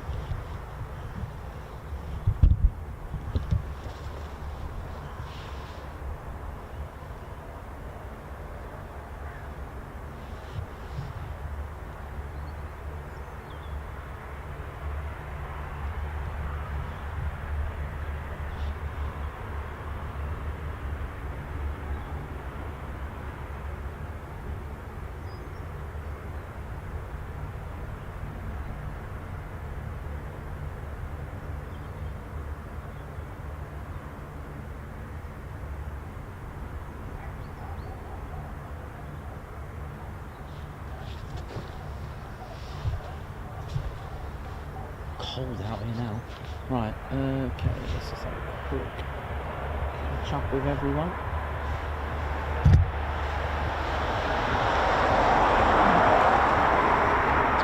Yeah, James Beatwell, how you doing? Good to see you on here, man. Hope you're good. And James Beatwell has kindly put in a super chat as well. Thank you very much. James Beatwell, Guards March. For you, thank you for that, very kind of you. And Ali Lehman as well, thank you for the super chat, Guards March.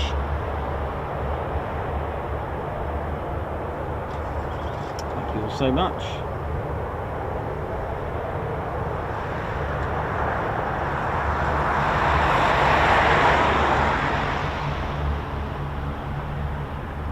Plane Spotter Toad, how you doing? Oyo Nikos, bro. I love my wristband. How you doing, Plane Spotter? Tone, how you doing, man? Hope you're good, mate. Oh, quickly, Ted. Reverse parking. Look at this. Oh, yeah.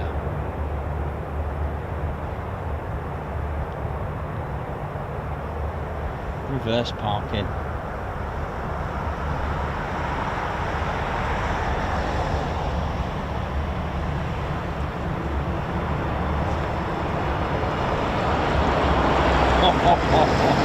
There you go. Check that out. It's impressive.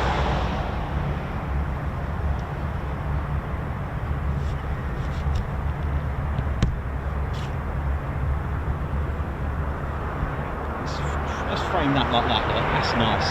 A lot of activity going on. Reverse parking. KC-135 on its 50th circuit.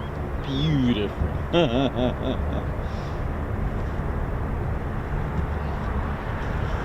Distinctive sound of those beautiful engines. Right, what we got?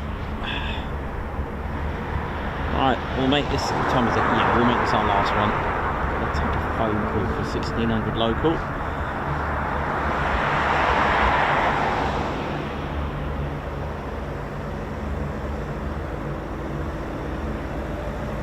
Team Mildenhall, thank you very much for today.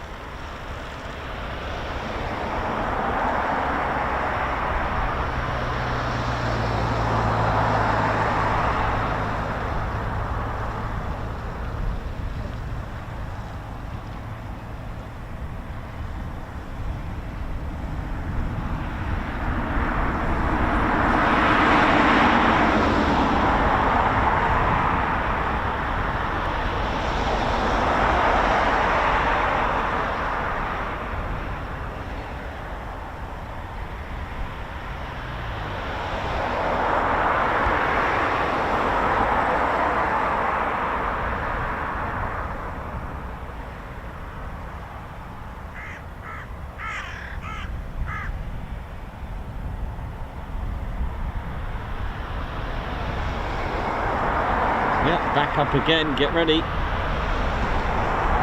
Oh, no.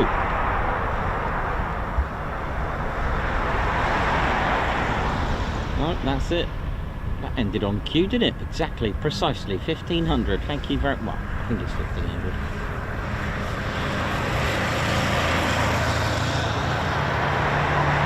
Well, how about that then? Right on timing.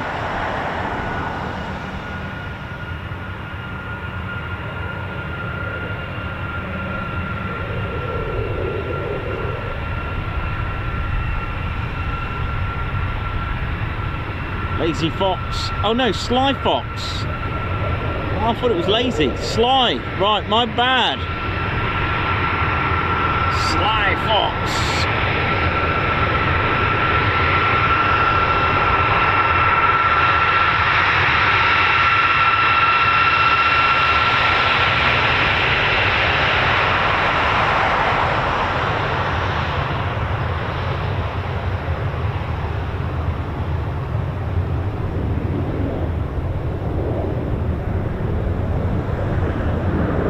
About that then, eh?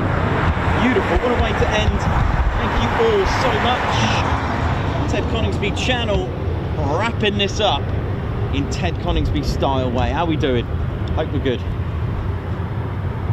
Right, Mildenhall, thank you for that. That was a lovely display, delightful. So that was really good, really enjoyed that. Right, well, ladies, gents, teddy bears, thank you very much. RAF Mildenhall, thank you. Team Mildenhall, thank you. Thank you for the circuit, Sly Fox. Thank you very much. And of course, all of you, thank you very much. A big salute to all of our viewers today. You've been amazing. Thank you very much, everyone.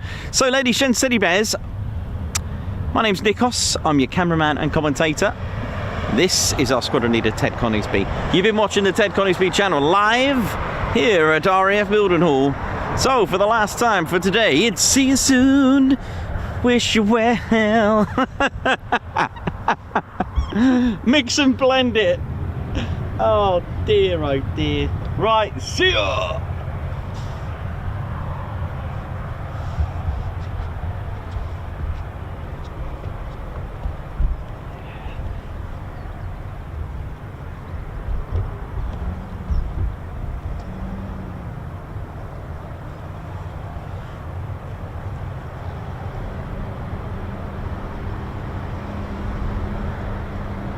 Golf India, Brize Norton, right into an